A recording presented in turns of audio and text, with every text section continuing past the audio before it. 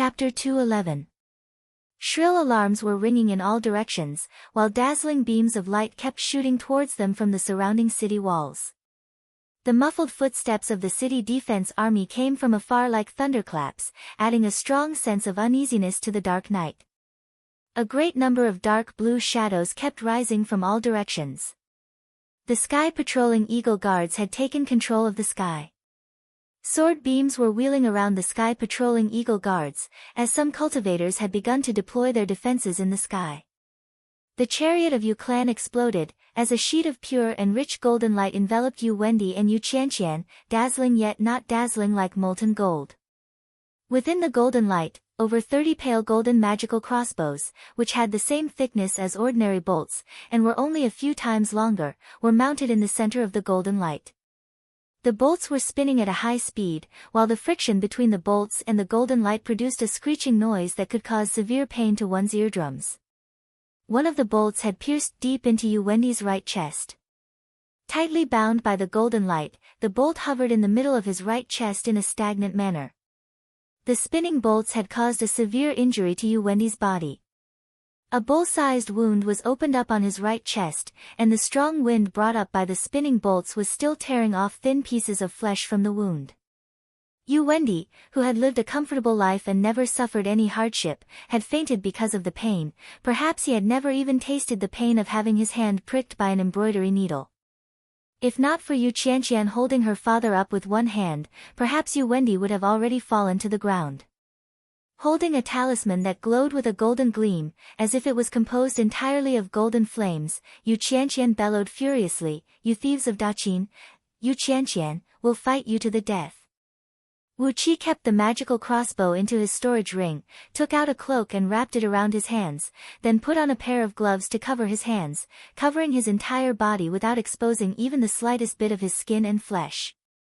He sneered and said, "What a tough mouth you have, little girl. When I, Daqin, arrive with my mighty army, I'd like to see how you are going to fight us to the death. Hee, at that time, I'd like to see if your little mouth can still be so tough." While laughing with a hint of lust, Wu Qi exerted all his strength to activate the 2 false cores of fire element in his stealing heaven meridians. All the enormous energies contained in the other 8 false cores and the false core in his dantian rushed into these 2 fire element false cores, transforming the energies in Wu Qi's body into the purest fire element false cores. A towering flame soared from his body, transforming into a gold core strange sign that measured several tens of feet in circumference behind his back. As his mind flickered, the gold core strange sign behind him gradually took shape. Shockingly, it turned out to be a fire qilin with distinct scales and a lively expression. The 30 feet long qilin rubbed its fists and palms together as it galloped ceaselessly in the raging flames.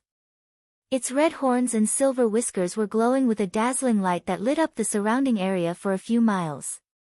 With a single step, he crossed a distance of 1,000 feet, exercised the dragon transformation script, and punched Yu Qianqian's golden defensive barrier with all his might. A body tempering technique like the dragon transformation script could allow one's fleshly body to unleash an offensive force several times stronger than the original strength. It was just like how Bai Qitian, with the overall strength of Jin Dan realm, could unleash a mighty force that was not weaker than the Dharma body of an earth immortal. As Wu Qi had attained a minor achievement in the cultivation of the dragon transformation script, he had condensed all his strength into one, and exerted the full force of the dragon's defensive force technique. His right fist smashed down like a falling meteor, carrying a force of 1,000,000 kilograms. A golden light flashed, as a row of purple runes, the size of a water tank, flashed amidst the golden light. Soundlessly, an indescribably great counterforce was sent back to Wu Qi's body.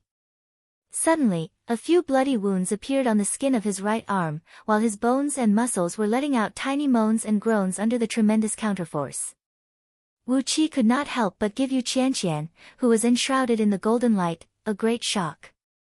The power of this talisman was actually comparable to the strongest thunder talisman of Heavenly Spirit sect, as it could actually unleash a defensive strength equal to that of an early-stage nascent divinity cultivator wielding a magical treasure. Suddenly, the purple runes emerged, shattering the over 30 bolts that were spinning rapidly amidst the golden light. Yu Qianqian bit the tip of her tongue and sprayed a mouthful of blood onto the talisman.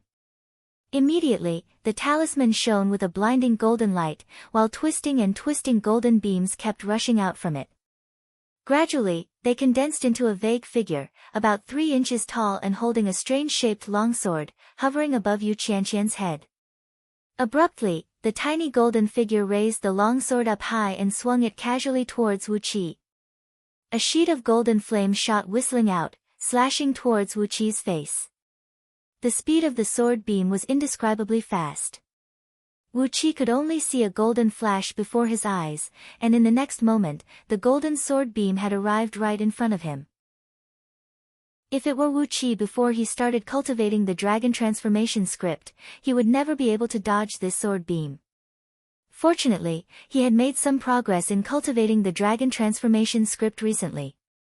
With that, he quickly changed the direction of his feet, and exercised the 9 transformations of Divine Dragon, which was specially used for fighting enemies.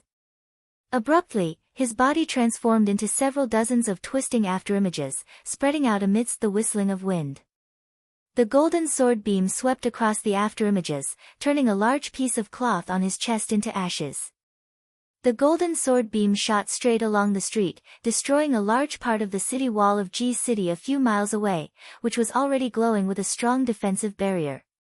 The tens of city walls inside and outside of Ji City formed an integrated defense system. When a section of the city wall was destroyed, the defensive barrier on the other city walls immediately changed. A bright flame soared up into the sky, while a great amount of defensive barrier light burst out from the shattered city wall. Gradually, it condensed into a city wall made of pure magical power and natural energies.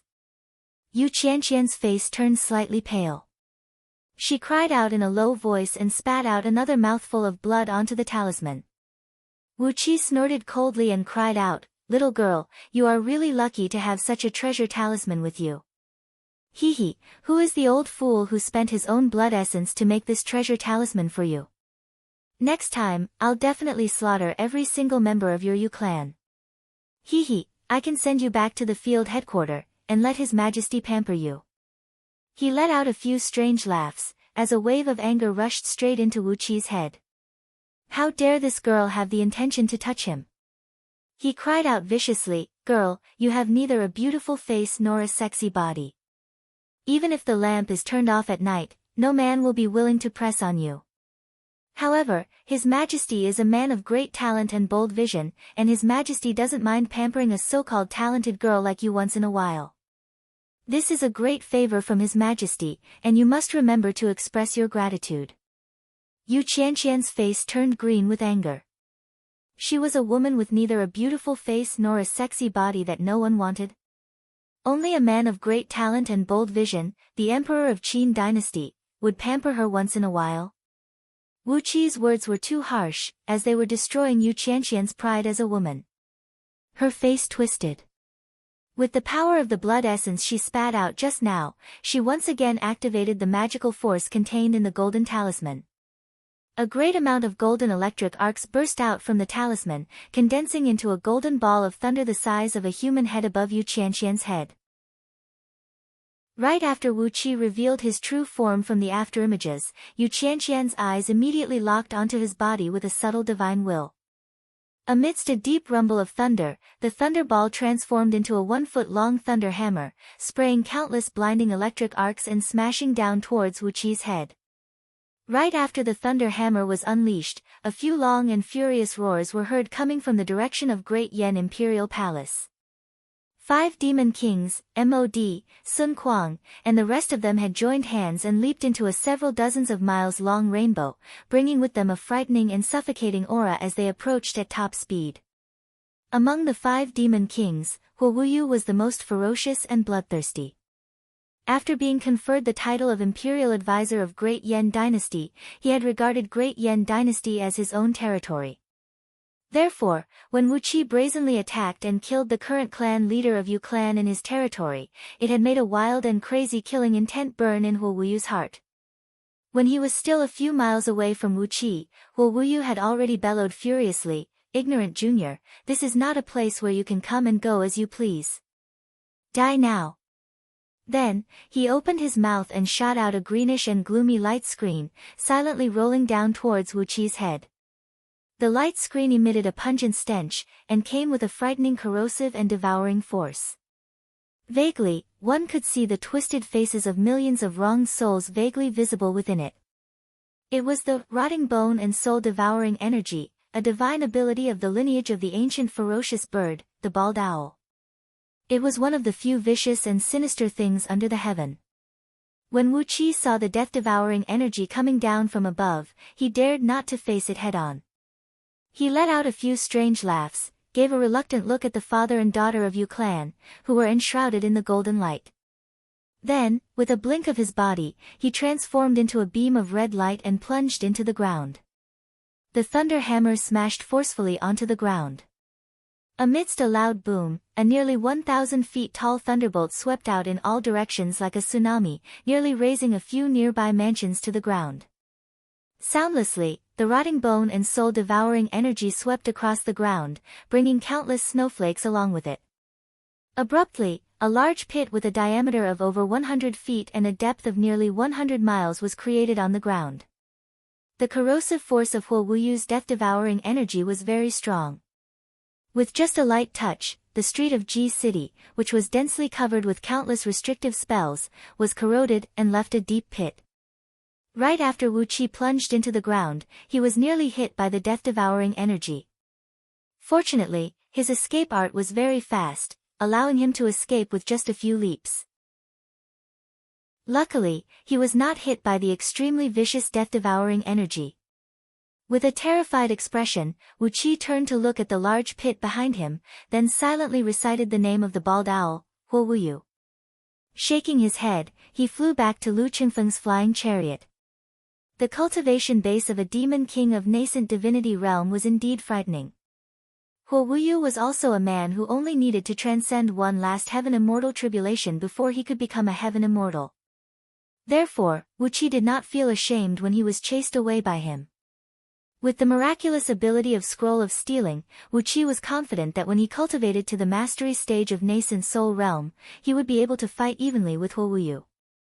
Considering all the various divine abilities and techniques he possessed now, they were not any weaker than this rotting bone and soul-devouring energy.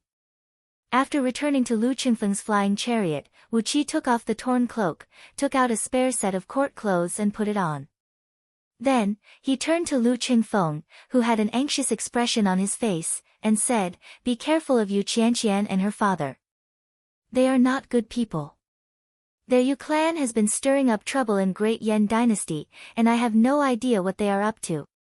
Just now, I borrowed the name of Daqin to assassinate them, but too bad, they were protected by talisman treasures, and I couldn't kill them." Lu Qingfeng knitted his brows into a tight frown and said in a low voice, "If there is something wrong with Yu clan, then this Yu Academy." Wu Qi looked at Lu Qingfeng, shrugged his shoulders and said helplessly, "Without any evidence, I can't do anything to them. In the future, I'll find a chance and kill every single member of Yu clan. I really hate this kind of bastards who always strike from the back, but never let a single drop of water leak out, and make the whole world treat them as the good guys." Lu Qingfeng nodded his head, agreeing with Wu Qi's words. If not because of Wu Qi's marvelous escape art, which rendered Yu Qianqian's divine ability, which specialized in detecting all kinds of escape arts ineffective, perhaps he would never be able to eavesdrop on some private secrets of Yu clan. This Yu clan had concealed themselves too deeply. The chariot returned to Duke Yan Li's mansion at top speed. Because of the assassination attempt by Wu Qi, Ji City had been placed under a curfew. All the influential members and ministers who were still out and about were asked to return to their mansions as soon as possible. On top of that, the captains of city defense also asked all the influential members to return to their mansions and take precautions, as the assassins from Daqin dynasty had sneaked into Ji City and severely wounded the current head of Yu clan, Yu Wendi. Wu Qi and Lu Qingfeng were talking in low voices along the way. Right when they arrived at the entrance of the front hall, through the widely opened door, they suddenly saw Yan Qijuan and Qin Weiyang sitting calmly in the middle of the hall, holding a wine cup in their hands and drinking. What was the crown prince of Great Yan Dynasty, Yan Qijuan, and the general of Great Yan Dynasty, Qin Wuyang. Why were they here at this time? Chapter 212. Quickly changing his robe, he invited Yan Qijuan and Qin Wuyang to the parlor in the backyard, which was specially used to entertain private guests. The parlor was surrounded by a large number of screens made from crystals. The ground was scorching hot, and the steam was rising from it, preventing the parlor from feeling the coldness of the outside world. The cold wind brought the heavy snow and hit the screens, causing them to produce a series of rattling noises. High up in the sky, sword beams and sky-patrolling eagle guards were seen wheeling and falling from the sky like a large number of shooting stars, adding a sense of mystery to this cold winter night. Naturally, the best wine that could be found in Duke Yan Li's mansion was used to entertain the honorable guests like Yan Qijuan and Qin Wuyang. It was the first Duke Yan Lu who had buried several thousand wine jars under the cypress green mist vines in the backyard, and now, the wine had become the most excellent wine. Wu Qi and Lu Qingfeng personally dug out a few large wine jars from under the cypress green mist vines, which no one had touched for a long time. They mixed the sticky wine paste in them with the freshly brewed wine, then used a small wine pot to boil them in hot water, filling the entire parlor with the aroma of wine. Yan Qijuan's handsome face twitched a little, and he rubbed his palms. Yan Buji, that little rascal, had been guarding these drunken immortal wine with his life, refusing to let go of it. I couldn't even get a share of it, and now, my wish has finally come true. Ha! It was his son who dug it out and boiled it for me. When I see him in the future, I'll definitely mock him. Yan Qijuan chuckled, picked up the small wine cup, and slowly savored the fragrant aroma of the drunken immortal wine into his mouth. Qin Wuyang, on the other hand, was not so particular. He had already held a wine jar in his arms and was drinking to his heart's content, leaving his entire body stained with wine. Upon hearing Yan Qijuan's words, Wu Qi and Lu Qingfeng were struck dumb with amazement. Both men exchanged a glance, then Wu Qi forced a smile and said, "What Crown Prince said seems to be. Does Crown Prince still see Duke Buji often? Doesn't that mean he was killed by someone in the myriad Red River?" Yan Qijuan clenched the wine cup and laughed. He shook his head and said, "Killed? Hee, Wu Qi, you should know what cultivation technique my father is cultivating with, don't you?" Wu Qi recalled the time when he was in Mo Forest, when Mod used the flame of Earth's core to break open the stone tablets of legacy left behind by barbarians, and found a few cultivation techniques from them. Among them were the mnemonics for the last 2 chapters of Yan Dan's cultivation method. He remembered that Yan Dan's cultivation method was called the reincarnation of 9 deaths and 9 lives. Abruptly, he raised his head up and stared at Yan Qijuan with great astonishment as he said, "The reincarnation of 9 deaths and 9 births? 9 deaths and 9 births. This." Yan Qijuan breathed out a long sigh in frustration, then sneered and said, "That's exactly the damned technique." The 9 deaths and 9 lives reincarnation technique allowed one to comprehend the great Tao of heaven and earth between life and death, gathering the samsara chi of life and death to condense an extraordinary saint body that was neither dead nor alive. This was the essence of this technique. If you want to cultivate this cultivation technique to a profound level, you must comprehend life and death, and work on that line of balance between life and death. Pointing his finger at his own nose mockingly, Yan Qijuan said in a self-mocking tone, "Yan Qijuan, the crown prince of Great Yan, is said to be less than 1,000 years old, but in fact, he is over 2,000 years old. His cultivation base is at the peak of Jin Dan realm, and he hasn't even broken through nascent soul realm. Father and the others have inner demons, so they can't break through. Yan Qijuan is a man with peerless innate talent. But why is he still a mere human immortal of Jin Dan after cultivating painstakingly for over 2,000 years? Shaking his head, Yan Qijuan smiled bitterly and said, "As the crown prince of Great Yan, I can't always be assassinated by others, and I can't have any accidents happen to me. I have to sit on the throne of crown prince peacefully, letting all the common people and all the civil and military officials know that Great Yan is in a peaceful and prosperous era. Father Emperor can go into seclusion and fight against demonic beasts. He can be beaten by demonic beasts until his limbs are broken and he has a slim chance of surviving. He can comprehend the Tao of life and death. But, as the Crown Prince, I can't do that. I have to guard Ji City like a clay statue, and I have to stay here peacefully.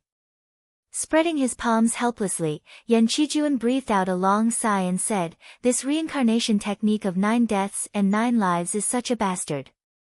Without experiencing life and death, one's cultivation base can never improve. I've been cultivating painstakingly for over 2,000 years, and I've consumed countless spirit herbs and Jin Dan. After cultivating painstakingly for over 2,000 years, I've only reached the peak of Jin Dan realm. Damn it!" Yan Qijuan cursed out loud. Apparently, he had suffered a great grievance. Wu Qi and Lu Qingfeng exchanged a glance, and neither of them answered the question. Qin Wuyang put down the wine urn, wiped his mouth and said with a smile, "Yan Buji was indeed assassinated in the Myriad Red River. Not only in the Myriad Red River, when he was roaming around the world, seducing women from all over the world. Countless men who were offended by him had sent out assassins to kill him, but what was the result? In just a short span of tens of years, he was severely wounded and nearly killed 8 times, and suffered countless other minor injuries. Just half a year ago, after the assassination in the Myriad Red River, he successfully broke through the peak of Jin Dan realm, and became an earth immortal of nascent soul realm." Yan Qijuan said coldly, "According to the law of Great Yan, once a member of the imperial clan of Great Yan forms his nascent soul, he has to go into secluded cultivation and become a sinecure of Cloud Swallow Pavilion. Therefore, Yan Buji seized the opportunity to escape with the excuse of death, and at the same time, he could draw out some evil spirits, causing them to have a good time." Wu Qi laughed dryly and said, "So, who was the one who assassinated Duke Buji? Why did he assassinate him? The cause and effect of everything." Qin Wuyang spread his palms, smiled bitterly and said, "It was all a fucking show, a show for those who were watching the show. Including that unlucky fellow of mine, Qin Qingshui. Although he is indeed not a good guy, it was really hard for him to play the role of a complete bastard, who was not a bad guy at all."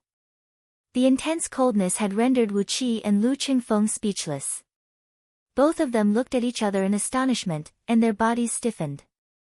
If the death of Yan Buji, the chaotic situation after his death, and the difficult situation faced by Qin Qingshui and Wu Qi, were all an act, Wu Qi could not help but curse all 18 generations of Yan Dan's ancestors in his heart.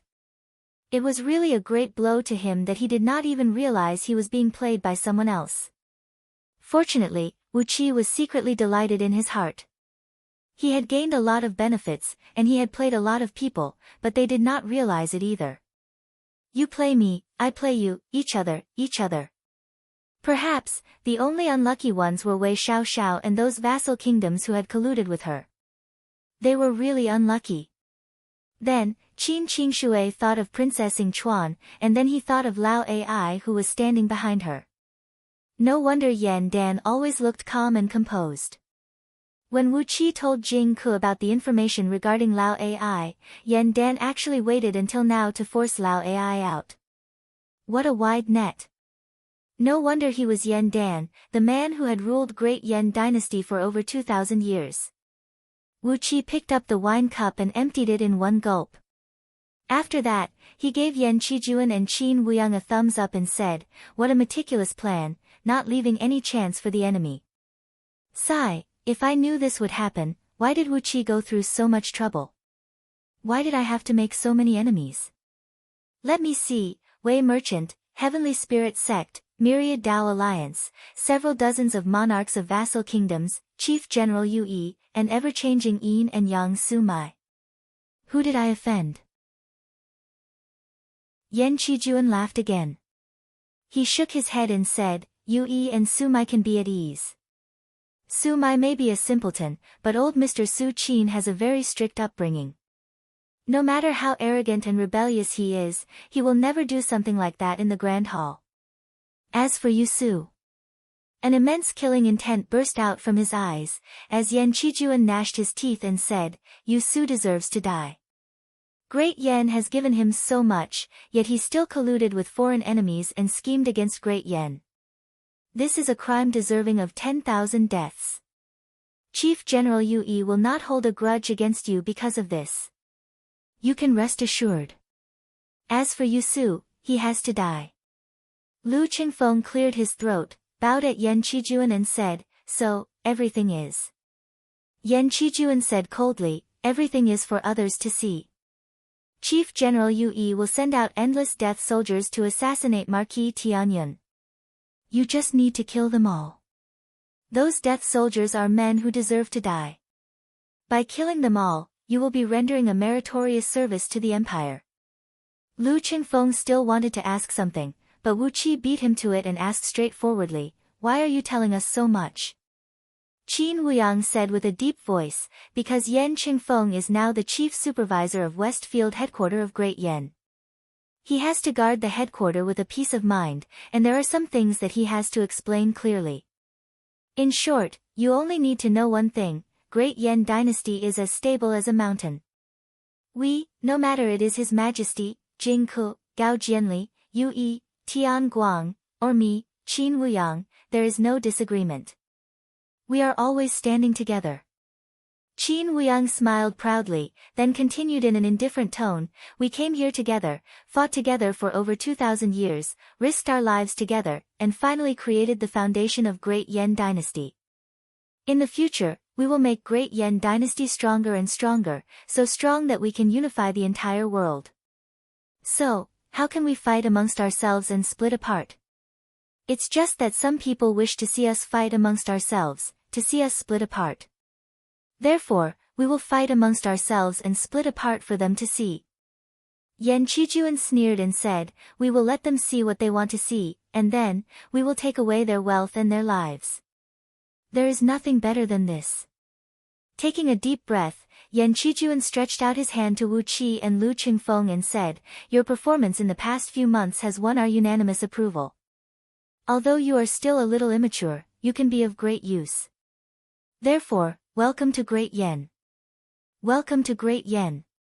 Wu Qi looked at Yan Qijuan, and Lu Qingfeng looked at Yan Qijuan. Both men exchanged a glance, then stretched out their hands and held Yan Qijuan's hand. Qin Wuyang laughed out loud, then stretched out his hand and gave both men's palms a heavy slap. With a faint smile on his face, Yan Qijuan said, you can continue to fight with whoever you want. You can continue to be on good terms with whoever you want. 8 days later, it will be a good and auspicious day. Qingfeng, you will go to Great Yen Ancestral Shrine and pay your respects to our ancestors. You will be officially listed in the genealogy. You should go and meet Yen Buji as well. That guy is really disgusting for sowing seeds everywhere, but no matter what, he is your biological father. Yan Qijuan twitched his lips, as if he was very dissatisfied with Yen Buji. They had a secret conversation throughout the night. Some things that should be understood by Wu Qi and Lu Qingfeng, and some things that should be known by them, had been understood by them. Wu Qi even knew that the reason why he and Lu Qingfeng could win the approval of Yan Dan and the others so quickly was not only because of Mod's comments, but also because he had the token of 8 swallows in his hand, yet he had never used it to do anything with special privileges. Although they held great power in their hands, they never acted recklessly. This had given Wu Qi and Lu Qingfeng great credit. Therefore, they had won the unanimous approval of these core ministers of Great Yen dynasty. When dawn was about to break, Yan Qijuan and Qin Wuyang bade farewell and left. Then, Wu Qi and Lu Qingfeng saw them off. When they stepped into their chariot, it seemed like Yan Qijuan suddenly remembered something. He smiled at Wu Qi and said, now that you are one of us, I won't plot against you for that piece of innate earth element essence you obtained in the Rare Treasures Conference. Those useless fools are really hateful. How could they not recognize an innate item? That is really annoying. Qin Wuyang shook his head and sighed, if not because we also found several dozens of innate items when we came out from this world, we really can't let you have it so easily. He glared fiercely at Wu Qi and Yi Yan, then said with a cold voice, that thing is too tempting. Quickly find a way to eat it, or else, you will have a headache later. That Zhang Yi knows you have this treasure.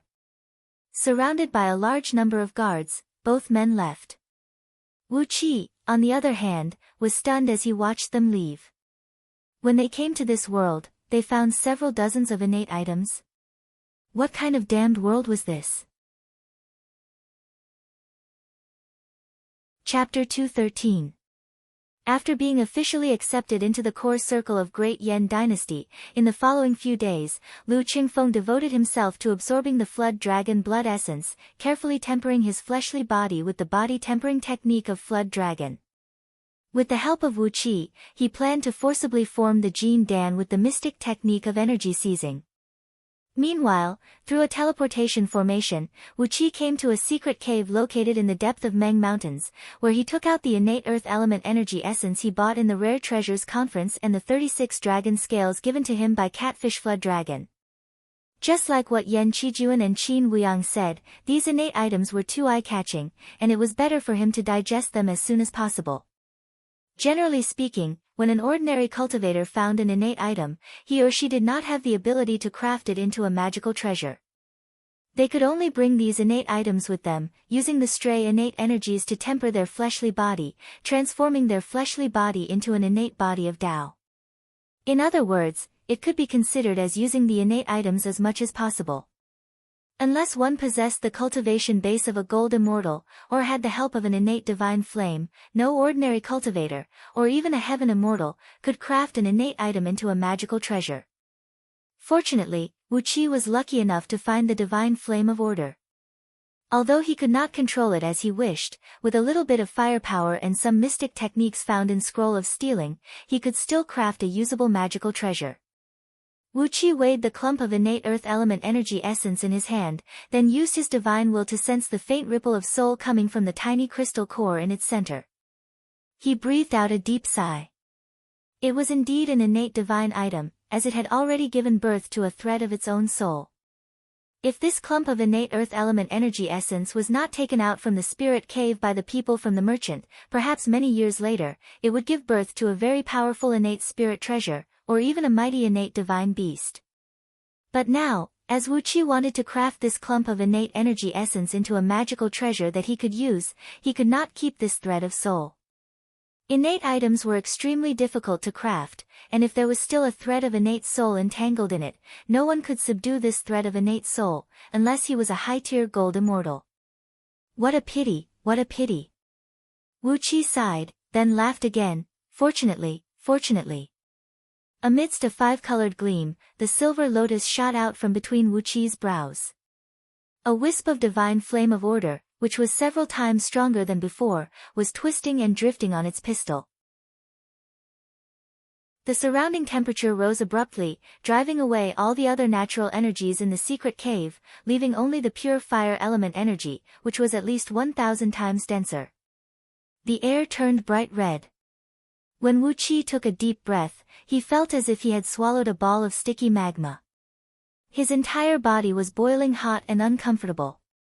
After fiddling with the clump of earth element energy essence for a while, Wu Qi resolutely threw it into the divine flame of order. Abruptly, that tiny crystal core let out a high-pitched shriek. That wisp of pre-world soul abruptly released a dense soul wave, which was filled with despair and begging, as if there was a child crying and begging in Wu Qi's mind. Wu Qi hardened his heart and refused to be moved by the voice. Casually, he pointed his finger at the divine flame of order. Immediately, the innate wood element energy transformed into a bright green beam and shot out from his fingertip, fusing with the divine flame of order in a blink of an eye.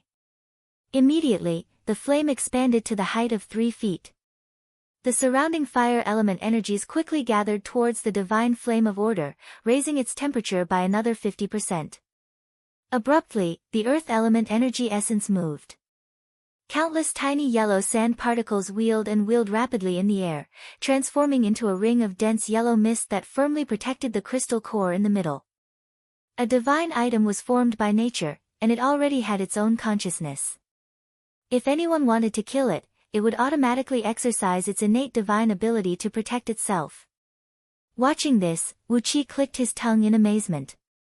If not for the fact that he was still 108,000 years away from that realm, he would really like to keep this clump of earth element energy essence, and craft it into a magical treasure when he became a gold immortal in the future. With the cultivation base of a gold immortal, it was more than enough to subdue this soul and refine it into the item spirit of an innate spirit treasure. Anyone below the realm of gold immortal should never dream of such a sweet dream. Sighing, Wuqi quickly performed some incantation gestures with both hands. A set of seal of earth from the script of ancient law, which possessed the mighty power to split the mountains and split the earth, quickly formed into 99 sesame-sized yellow runes on his fingertips, emanating a blinding yellow light. His fingertips trembled rapidly, as the yellow talisman smashed towards the earth element energy essence along with a deafening rumble of a landslide. It disturbed the originally flawless and dense yellow mist, causing a tiny crack to appear on it. The divine flame of order, with 2 colors of green and purple, rushed into the crack, enveloped the tiny crystal core in a flash, and annihilated the innate soul essence in a flash. Bright patterns that were visible to naked eyes rushed out from the spot where the crystal core was annihilated. An extremely pure source of soul energy was surging violently, spreading out in all directions along with a faint whistling noise. Abruptly, Wuqi focused his eyes. Wisps of divine gleam shot out from his mystic eyes of universe, quickly absorbing the source of soul energy into his eyes and fusing it into his spiritual ocean and soul. A thick and dense nourishing aura kept coming from the depths of his soul. The innate soul condensed from the innate earth element energy essence had the property of earth element as well. After absorbing the source of soul energy, not only did Wuqi's soul become a few times stronger, his soul itself had also become as solid and heavy as a lofty mountain, and could no longer be shaken by any external force. The 7 holy deities and devils, which were transformed from Wuqi's soul, were cheering and jumping with joy. They had also absorbed a great amount of source energy, and their vague figures had become much clearer. Vaguely, they looked like 7 other Wuqis, who were jumping and jumping in his spiritual ocean. Some were laughing, some were crying, some were angry, and some were worried. All of them had different expressions, and they were emanating waves of bizarre energy that could stir one's heart and soul. After devouring 50% of the soul energy emanating from the innate soul essence, Wuqi poured the remaining 50% into the 7 little gods and devils. Later on, he would need them to exert more strength, so he needed them to eat and drink their fill first. As the innate soul essence was destroyed by the divine flame of order, the clump of earth element energy essence lost its controlling core. The rapidly spinning earth element energy essence became weak and lifeless, slowly condensing into a yellow clump of soil the size of a human head. Apart from being extremely heavy, this clump of soil did not have any energy fluctuation, and it looked just like a lump of soil that could be found anywhere on the ground. With a faint smile on his face, Wuqi forcibly exercised the energy meridians of 5 elements, carefully forcing out a drop of clear green liquid from 2 false cores, glinting with a 7-colored gleam.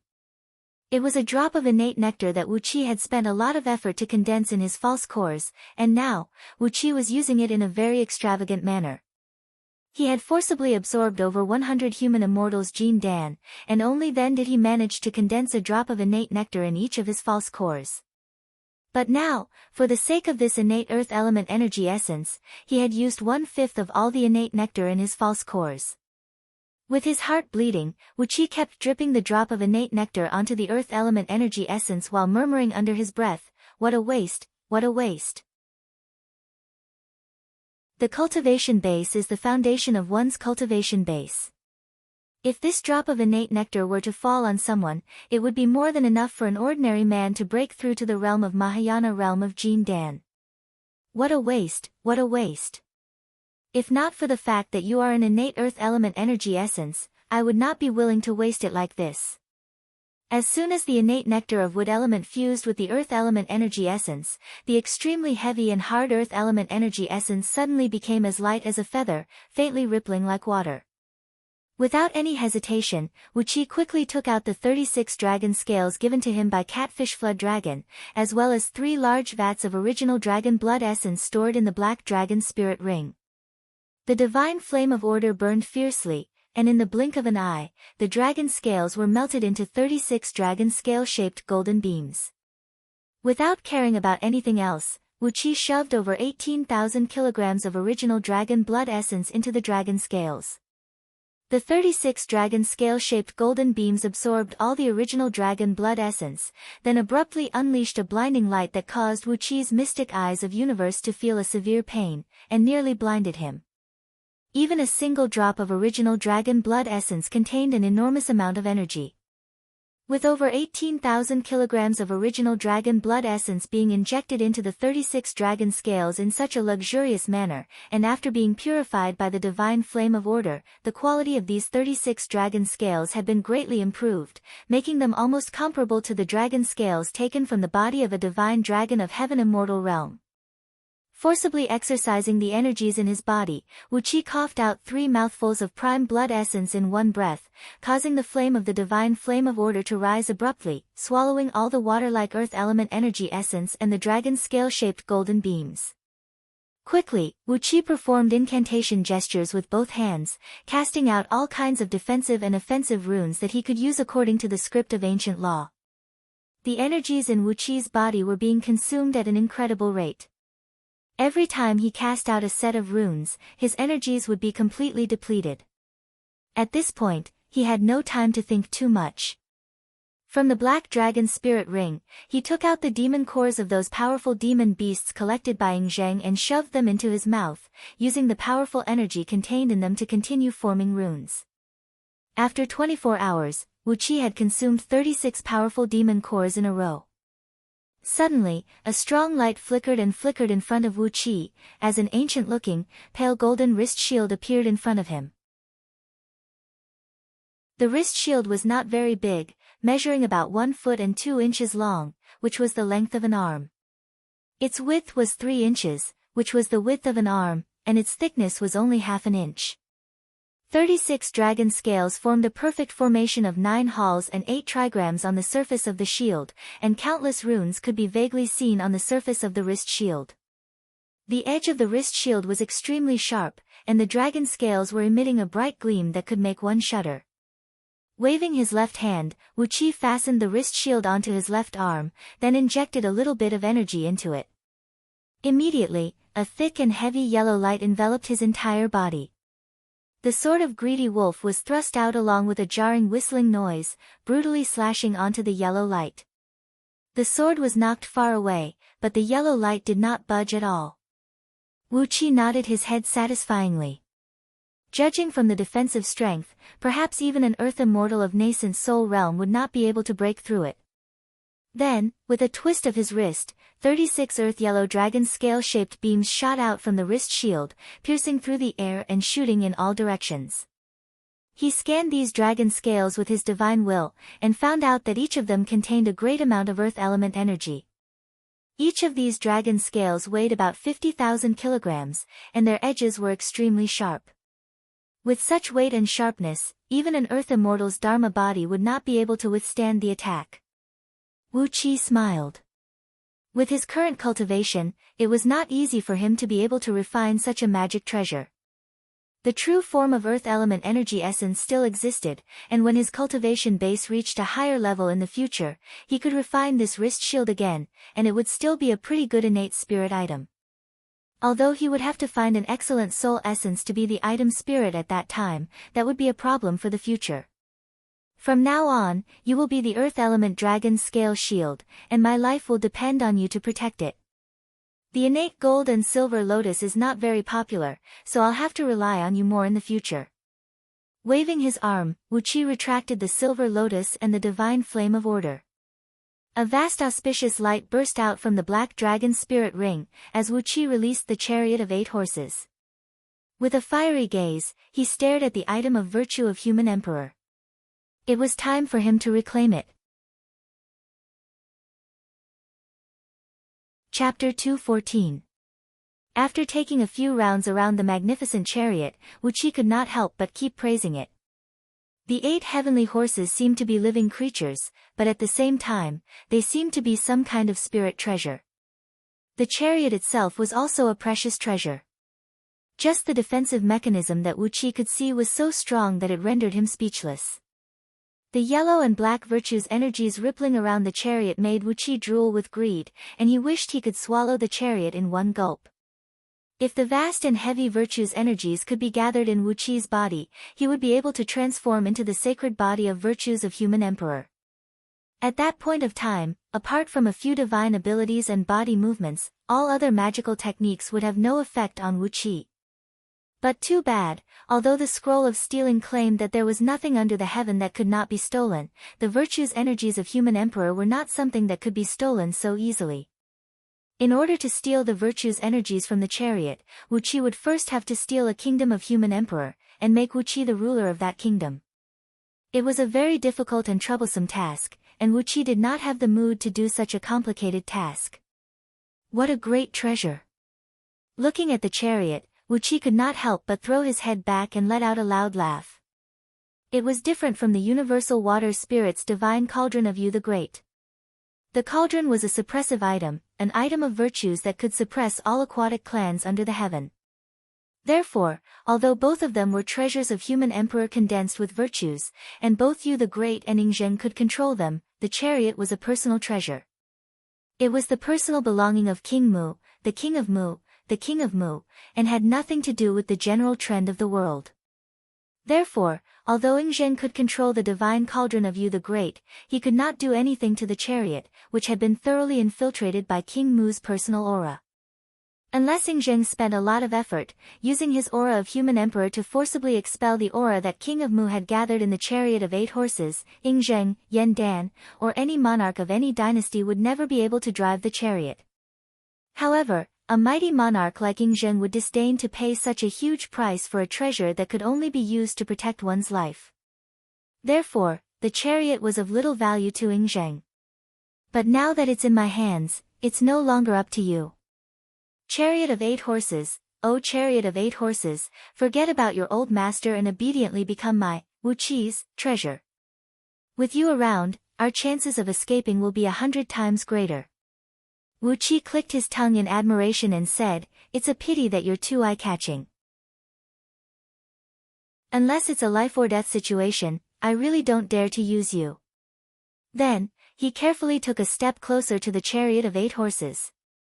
But just as Wu Qi took a step forward, an auspicious light suddenly shrouded the area, blocking Wu Qi's path.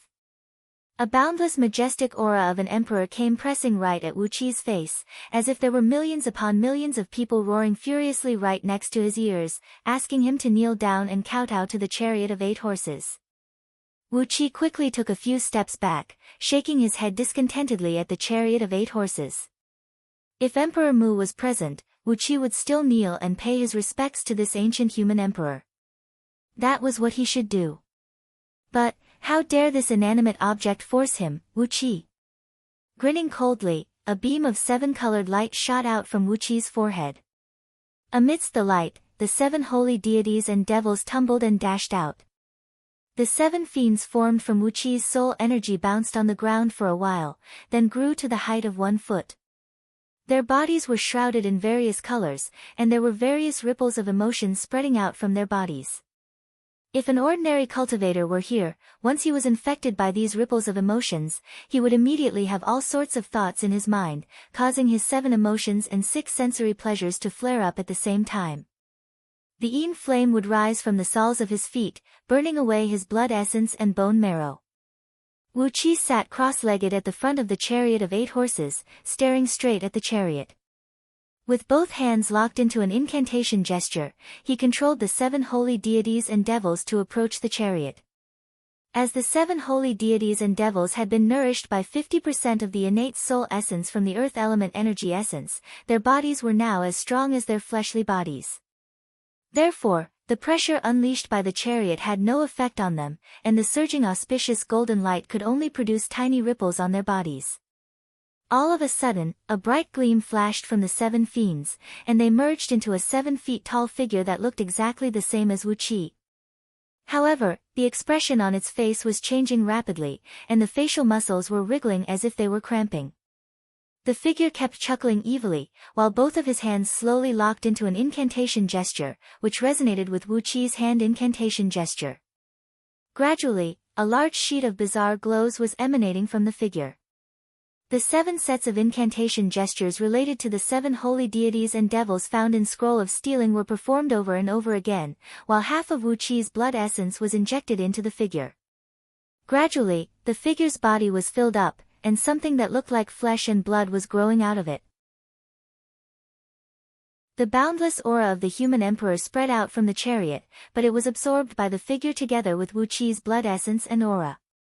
Like a large blender, this bizarre fiend, which was formed from the fusion of the 7 holy deities and devils, slowly mixed Wu Qi's blood essence and the aura of the human emperor with King Mu's, then slowly broke them into the tiniest energy particles and began to transform them in a magical way.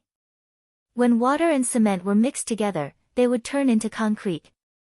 The aura of Wu Qi's blood essence was water, and the aura of the human emperor in the chariot was cement. Under the magical catalysis of the figure, both of them quickly merged into one. Gradually, Wu Qi's aura began to emanate from the chariot, while a vast aura was vaguely emanating from Wu Qi's body as well.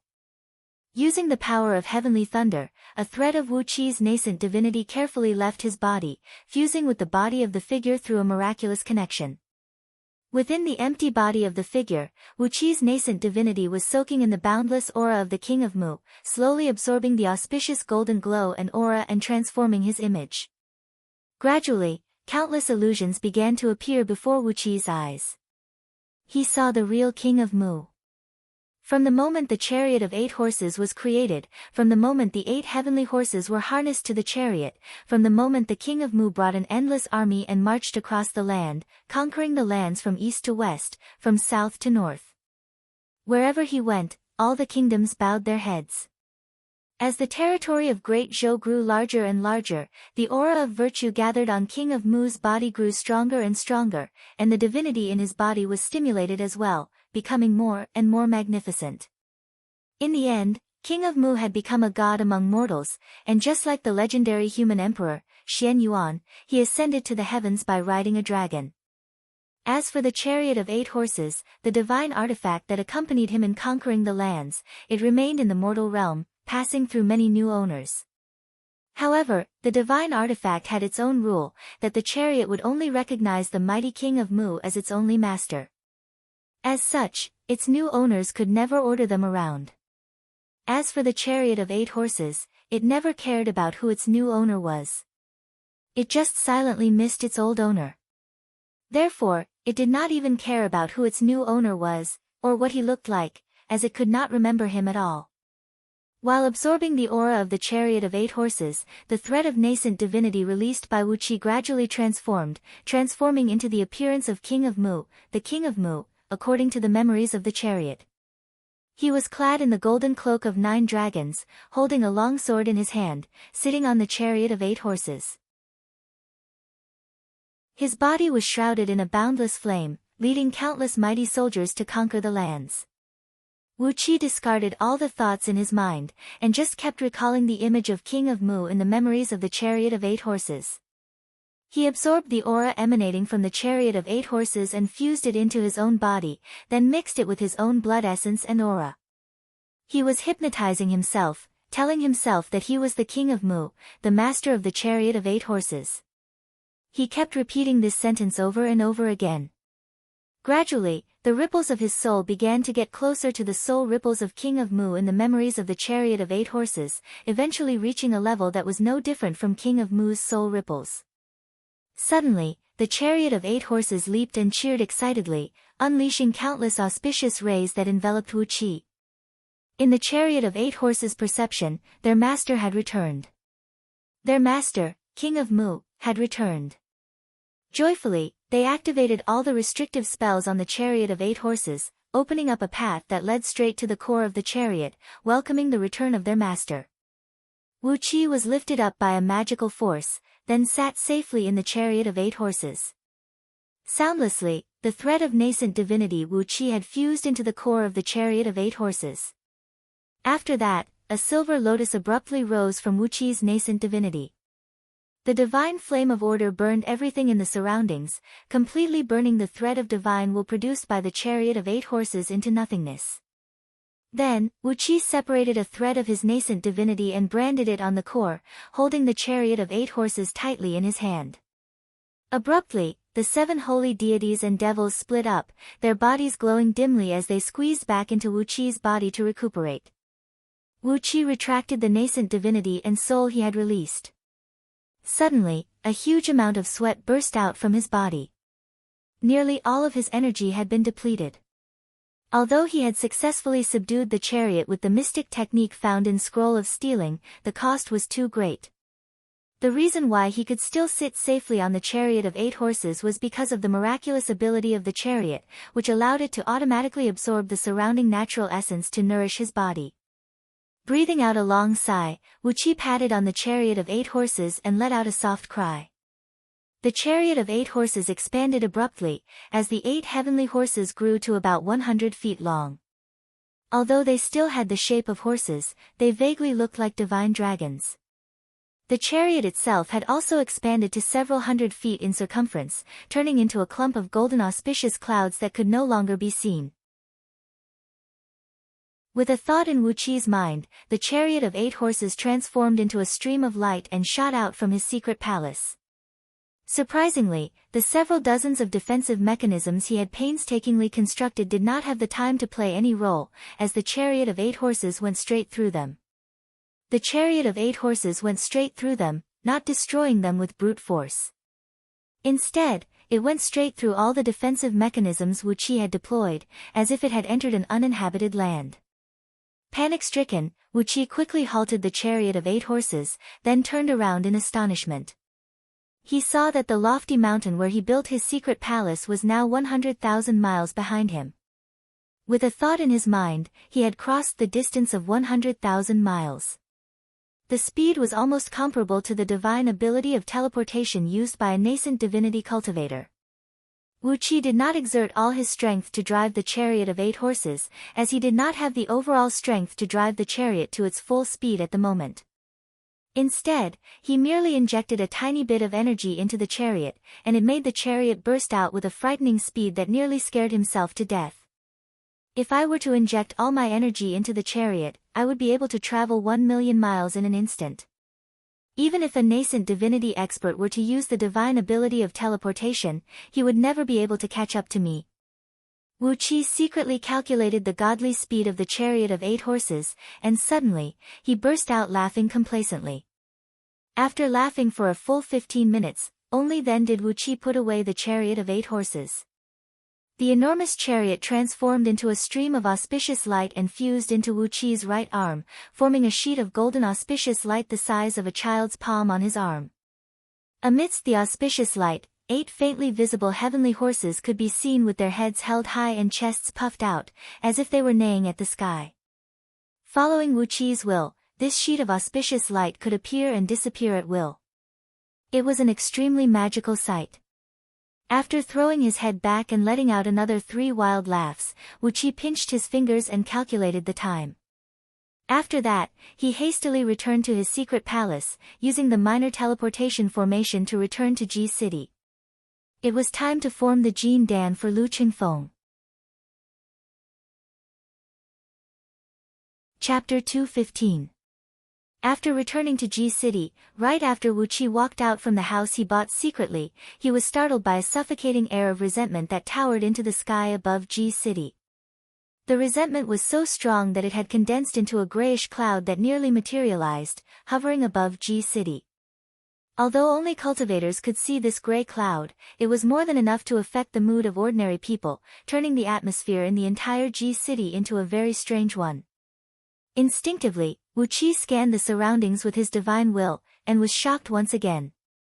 Hastily, he put on his official robe, hung the identity token and the token of 8 swallows on his waist, then quickly sprung up into the sky and flew towards the direction of the Imperial Palace. The Imperial Palace of Great Yan Dynasty was located right in the center of Ji City, and the main entrance of the Imperial Palace was facing the 4 biggest main roads of Ji City. Currently, from the 4 main gates of the Imperial Palace to the east, south, west, and west. Countless scholars with white cloth wrapped around their heads were kneeling on the ground, stretching all the way from the imperial palace to the outermost city gate of G City. On the 4 main roads, there were more than 500,000 scholars kneeling on the ground. All the scholars kneeling on the ground were holding 3 incense sticks in their hands, the wisps of smoke rising into the sky. Every once in a while, these several 100,000 scholars would shout out at the same time, "Daqin is brutal, Qin Huang is immoral. Your Majesty, please issue a decree quickly, send out an army to attack Daqin, and avenge Master Yu." A suffocating air of resentment kept emanating from these scholars. It was the entanglement of the resentment from them that had gathered into a layer of grayish cloud above G City. Among them, those scholars who stood closer to the main gate of the imperial palace had a stronger air of resentment emanating from them. The resentment from several thousand Great Yen civil ministers, who were clad in the court uniform of middle and lower level officials, holding incense sticks in their hands and kneeling near the main gate of the imperial palace, were as strong as the resentment from some ferocious ghosts. Using the mystic eyes of universe, Wu Qi saw that the energy from these civil ministers had turned pale black. What is going on here? How many days has it been? Wu Qi stared blankly at the vast crowd of scholars, and couldn't help but twitch his lips. A few secret agents of the scouting office happened to pass by the rooftop. When they saw Wu Qi standing there, they hurriedly came up and greeted him. Upon hearing Wu Qi's question, the leader of the secret agents smiled bitterly and said, "Duke of Tianyun, there's something you don't know. 9 days ago, the current great editor of the imperial court, the master of Yu Academy, Yu Wendi, was severely wounded by Daqin's assassins on his way back from a banquet in the imperial palace. Right now, he's on the verge of death. These scholars are either from Yu Academy or are currently studying in Yu Academy. Naturally, they're here to seek justice for their teacher." The secret agent leader lowered his voice and said, "It's fine outside, but the inside of the palace is in chaos." Many officials clamored for His Majesty to immediately issue an edict to dispatch an army to attack Daqin. But they don't even know where the Daqin dynasty is. How are they going to mobilize their army? After cupping their fists to Wu Qi, the few scouting officers leaped into the air and continued their patrol. Although these scholars did not even have the strength to truss a chicken, with just a word, a tongue, or a pen, they could stir up a storm in Great Yen Dynasty. Never in Great Yen Dynasty had Great Yen Dynasty come across a situation where several tens of thousands of scholars were petitioning together. Therefore, the people of Scouting Office dared not to be negligent, fearing that they might make some mistakes and bring a greater disaster to themselves. Standing on the rooftop and gazing at these resentful scholars for a while, Wu Qi shook his head, spun, and returned to Duke Yen Li's mansion. Right now, Lu Qingfeng was in the backyard, slowly practicing a fist technique that looked soft, but was actually a technique that gathered all the innate energy in his body into one ball, using it to push the muscles and tendons in his body, constantly tempering his body. Obviously, he had digested and absorbed the blood essence of Flood Dragon left behind by Wu Qi. At this moment, the strength of Lu Qingfeng's corporeal body was much stronger than before. When he moved his body, punched and kicked, a faint sound of thunder could be heard. Wu Qi stopped the sword beam and landed right next to Lu Qingfeng. Upon seeing Wu Qi, Lu Qingfeng was overjoyed. He asked hastily, "Why did you come back after so many days? What happened outside?" Wu Qi shook his head. He showed the wrist shield on his left hand, smiled, and said, "It's no trouble at all. Just for the sake of 2 defensive items, I accidentally wasted some time. No matter it was the Earth Element Dragon Scale Shield or the Chariot of 8 Horses, both of them were treasures of very high grade and powerful." Initially, Wu Qi thought he could settle everything in 3 days. But in the end, he spent 9 days to fully absorb and subdue both treasures. When he saw Wu Qi's items, Lu Qingfeng quickly told Wu Qi what had happened in the past few days. Just yesterday, on an auspicious day, Lu Qingfeng had gone to Great Yen Dynasty's ancestral shrine located deep within the imperial palace, where he formally kowtowed to the ancestors of Great Yen Dynasty, and became one of the core members of Great Yen Dynasty. In the Cloud Swallow Pavilion located right next to the ancestral shrine, Lu Qingfeng met with Yan Buji, who was cultivating in seclusion. After going through life and death trials and giving birth to his nascent soul, Yan Buji praised Lu Qingfeng greatly, and even gave Lu Qingfeng many benefits. Apart from that, the most sensational event in Ji City these days was the petition of those scholars from Yu Academy. When Wu Qi pretended to be Daqin's assassin, he had pierced through Yu Wendi's right chest with a crossbow bolt. The entire right lung of Yu Wendi was ripped to shreds by the bolt. Although he had taken some spirit pills to heal the wound, they could only save his life. At least, it was impossible for Great Yan Dynasty to find such immortal pills to regrow a lung out of thin air. With half of his lung missing, Yu Wendi could hardly even talk. The once elegant, and talented Yu Wendi had now turned into a sickly old man who was at his last gasp. The Grand Master Craftsman from Mo Sect and the secret agents from Scouting Office had worked together to examine the crossbows collected at the scene. They confirmed that these crossbows were not made by any sect in Great Yan Dynasty, but were indeed from outside Great Yan Dynasty. There were 3 strange metal components found in these crossbows, which had never been found in Great Yan Dynasty. The serial number of the workshop of Daqin Dynasty, the serial number of the craftsmen, and the serial number of the talisman masters who engraved the formations were also verified by Yan Dan and a few other people. They confirmed that it was indeed the style of Daqin's armory. The blame was firmly placed on Daqin Dynasty. All the scholars who were related to Yu Academy were enraged, and they formed groups and knelt before the imperial palace to petition. Over the last 9 days, the 4 main roads of Ji City were completely blocked, and the travel of the residents in Ji City was greatly disrupted. Grinning coldly, Wu Qi did not comment on the behavior of the disciples of Yu Academy.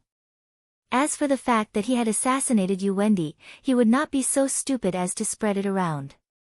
Lu Qingfeng had also kept the news to himself, treating it as an onlooker. Wu Qi grabbed Lu Qingfeng's hand, squeezed his muscles and bones, and sensed the current strength of his fleshly body. Nodding his head, Wu Qi said with a smile, "This has nothing to do with us. Before the imperial palace makes a decision, I'll help you condense the Jin Dan as soon as possible. Leave everything to me. You just need to focus on circulating the cultivation technique found in the script of Heaven Patching Formation, and don't pay attention to anything else." He pressed Lu Qingfeng onto the ground, asking him to concentrate on circulating the cultivation technique found in the script of Heaven Patching Formation. Then, Wu Qi waved his left hand, unleashing a large sheet of yellow light from the Earth Element Dragon Scale Shield, which enveloped the entire backyard. He walked quickly around Lu Qingfeng for a while both of his palms kept injecting specks of bright light into Lu Qingfeng's body, stimulating all the major acupoints and activating all his energy and blood. Then, he took out a huge amount of blood essence of dragon, slowly injecting them into Lu Qingfeng's body through the hand incantation gesture. Not only that, he even consumed the enormous amount of energy and blood essence he obtained from cultivating the dragon transformation script to help Lu Qingfeng massage his meridians, using the blood essence of dragon to strengthen his body once again. When Lu Qingfeng had completely entered into the state of inner vision and meditation, Wu Qi took out several dozens of demon cores from Black Dragon's spirit ring, each emanating a powerful demonic energy. After swallowing these demon cores into his body, Wu Qi used his true flame to remove all the impurities in them, leaving behind only an extremely pure energy essence without any demonic energy or impurities.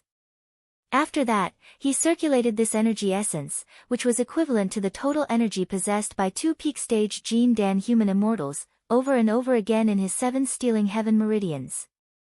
Slowly, Wu Qi fused a part of his innate energy and a thread of innate liquid of 5 elements into the energy essence. He looked at Lu Qingfeng and said in a low voice, "You and I are brothers, and I, Wu Qi, am not a stingy man. Although I can't teach you the scroll of stealing, I should still give you some benefits." Opening his eyes, Wu Qi forcibly circulated the energy and blood in his body, extracting a part of the energy and blood in his 5 internal organs and a part of the energy from the acquired spirit pearls of 5 elements in his dantian, fusing them into the energy essence, transforming it into a pure energy that was between innate and acquired. silently exercising a technique recorded in the Scroll of Stealing, called the Reverse Saint Energy Imbuement Technique, which was specially used to frame someone else. Wu Qi slowly injected this pure energy into Lu Qingfeng's body, controlling it to slowly fuse with Lu Qingfeng's energy, blood, and soul, then slowly flow down to his dantian, communicating with the energies of 5 elements in the heaven and earth, forming into a fist-sized golden Jin Dan.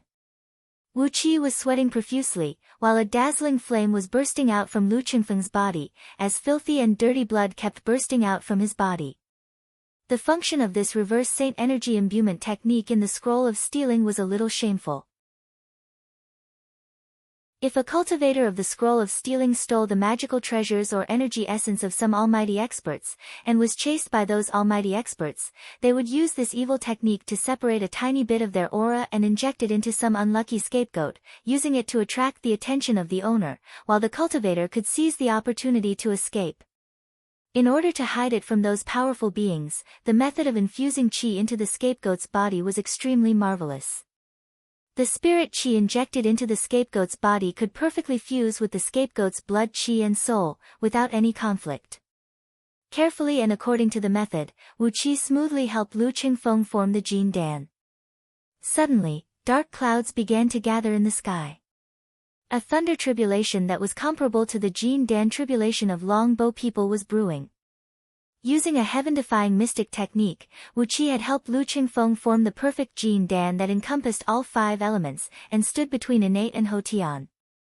On top of that, he had forcibly pushed Lu Qingfeng from Xiantian realm to the peak of Jin Dan realm. This had greatly offended the law of heavenly punishment, which maintained the balance between the heaven and earth. Therefore, the thunder tribulation was extremely powerful. Wu Qi opened his mouth and coughed out a stream of blood. At the same time when Lu Qingfeng formed the Jin Dan, he too fell to the ground. This reverse Saint Energy Imbuement technique not only consumed an enormous amount of energy and blood essence, it also consumed a great amount of soul energy. This time, Wu Qi had forcibly separated 10% of his soul energy and gifted it to Lu Qingfeng, improving the strength of his soul by nearly 30 times. It was true that Lu Qingfeng had gained a great benefit, but Wu Qi had also suffered a great loss.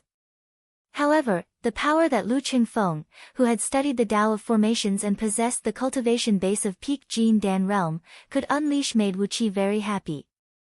A large sheet of bright light burst out from behind Lu Qingfeng's back, and the strange sign of Lu Qingfeng's Jin Dan made Wu Qi grin from ear to ear. It was an enormous turtle shell of 8 trigrams, exactly the same as the turtle shell that recorded the arts of heaven patching formation. At the thought that Lu Qingfeng would have to carry a turtle shell on his back for a very long period of time in the future, Wu Qi was so happy that tears began to flow down his face. Amidst the deafening rumbling, the thunderbolts came crashing down, but Wu Qi pulled them out with one hand and quickly absorbed them into his soul, helping him to form another thread of nascent divinity. At the same time, the golden bells in the imperial palace of Great Yen kept ringing for a total of 10,800 times. Countless voices rang out at the same time, Great Yen is going west, crusade against Daqin. Great Yen is going west, crusade against Daqin. The disciples of Yu clan, who were kneeling on the street, were cheering and cheering. The cheers swept across the entire Ji city like a tsunami. The army was going to crusade against Daqin. Great Yen, who had been hiding its claws and teeth for over 2,000 years, had finally begun to move its enormous body. Chapter 216. Meng Village. What used to be a desolate little village had now become a bustling place filled with people. It was as if it was a metropolis. A large teleportation formation, about 1 mile in diameter, was erected in a forest that had been leveled to the ground outside Meng Village. Thousands of energy stones and jade slabs of different sizes were hovering in midair, flickering with colorful flames. Every time the flame flickered, over 10,000 people would walk out from the formation. Under the command of a group of officials clad in black official robes, these people would quickly line up and move in different directions. The people who walked out from the formation came in different shapes and sizes. Some of them were soldiers of Blood Swallow Army, some were soldiers of Black Swallow Army, who were clad in black armors and riding on black ox-headed beasts, emanating a murderous aura. Most of them were craftsmen and laborers, who were holding various tools in their hands and looking energetic. Those who were responsible for controlling the formation were 30 Earth Immortals of Nascent Soul Realm and 120 Human Immortals of Jin Dan Dynasty. The leader was a member of Great Yen Dynasty's Imperial Clan, an Earth Immortal of Peak Stage Nascent Soul Realm, the ninth son of Yen Chijuan, Yen Shi. He held an astrolabe in his hand, which was used to control the formation. From time to time, he would shout at the cultivators under his command, instructing them to adjust the positions of the jade slabs, making it connect with a teleportation formation located several 100,000 miles, millions of miles, or even tens of millions of miles away. From Ji City, from other big cities within the territory of Great Yen Dynasty, and from the capital cities of various vassal kingdoms, a large number of soldiers, craftsmen, and laborers had arrived at Meng Village through the teleportation formation. In just 3 days, over 1 million people had gathered near Meng Village. Although the teleportation formation used a great amount of spatial breaching spirit gold as its core, the large-scale teleportation of over 1 million people within 3 days had still consumed a huge amount of resources of Great Yen Dynasty. The energy stones that had been stored over the years had been used up like tidewater. Wu Qi was standing on top of a newly built watchtower on the wall of Meng Xiaobai's house, looking at the teleportation formation that was working at full capacity. He couldn't help but feel shocked by the power of Great Yen Dynasty. He had been here for 3 days. Lu Qingfeng had stayed in Little Meng City, supervising the construction of the defensive system. Meanwhile, he had brought a group of people to Meng Village, and was responsible for the construction of the outpost defense line. As he was the person in charge, Wu Qi didn't need to do anything. All the affairs, big or small, were shared by middle and lower level officials from Ji City, and everything was carried out in an orderly manner. Finally, Wu Qi had a first-hand experience of the latent power of Yu Academy in Great Yen Dynasty. There were 50,000 middle and lower level officials in Meng Village, and 40,000 of them came from Yu Academy, and all of them were disciples of Yu Wendy. Because Yu Wendy had been severely injured by the assassin from Daqin, these men were working like they had been injected with chicken blood. They worked day and night, forgetting to eat and sleep. Like wind devils, they kicked the butts of those soldiers, craftsmen, and laborers, making the woods around Meng Village bustling with activity. In just 3 days, with Meng Village as the center, the foundation of a 20 miles long and wide city had begun to take shape. In the depth of Meng Mountains, 50,000 miles, 30,000 miles, 10,000 miles, 5,000 miles, 3,000 miles, 1,000 miles, 500 miles, 300 miles, and 100 miles. With these 9 distances as the limit, the construction of the 270 outposts had started. With the powerful execution and management ability of these officials, the construction of Meng Fortress and the construction of the 270 outposts had started almost at the same time, and the progress was almost exactly the same. There was no difference between the 2 projects. How many building materials were needed, how many craftsmen and laborers were needed, how many formation masters were needed, and how many of them were needed. Under the arrangement of these officials, it was like the most elite Swiss clock, running with the utmost precision without any error. One day ago, Wu Qi had inspected the working standard of these officials, and the result had shocked him. The results shocked him greatly. These government officials, who had exploded with all of their passion and swore to teach the great Qin dynasty a harsh lesson, worked as if their lives depended on it, and the precision of their work was simply shocking. The distribution of materials and personnel in the 270 outposts was so precise that it was as precise as a brick, an iron nail, or even a handful of rice. There was no delay, no waste. These insane officials had even considered the difference in experience, skill, and physical strength of every craftsman and laborer. Basically, the manpower and material resources in all the outposts had reached a precise balance. Faced with all this, Wu Qi could only stand there and stare blankly, staring blankly at the large number of people who kept rushing out from the teleportation formation. At the same time, he was slowly absorbing the surrounding natural energies, using them to improve his cultivation base and replenish the energy essence and soul that he had consumed a few days ago. On top of that, he had experienced the threat of U Academy firsthand. Although there were only 40,000 disciples of U Academy here, they were able to achieve such frightening precision, efficiency, and great effectiveness. How many lower-ranked officials in Great Yen Dynasty were from U Academy? If all of them were to cause a disturbance, perhaps Great Yen Dynasty would be in a great trouble. The disciples of U Academy reminded Wu Qi of the disciples of Confucian school back on Earth. They were the power of a school that could control an entire dynasty and the government of an entire country. Different from the disciples of Confucian school, who constantly fought with each other, the disciples of U Academy had a common spiritual leader. They worked together seamlessly, which made them an even more frightening political force. If not because Great Yen Dynasty was an imperial court of immortal cultivators, if not because Yen Dan and his men possessed the power that could wipe out the entire Yu clan in a blink of an eye, perhaps Yu Academy would have long taken control of all the political power of Great Yen Dynasty. Even so, because of the existence of these disciples, Yu Wendi had a transcendent status in Great Yen Dynasty. He could even discuss the marriage of Princess Zhanglu with Yen Dan, and he could even propose some candidates to Yen Dan. A noble and honorable family, he. Taking a deep breath, Wu Qi made the natural energies in the area of a few miles around him roll and tumble.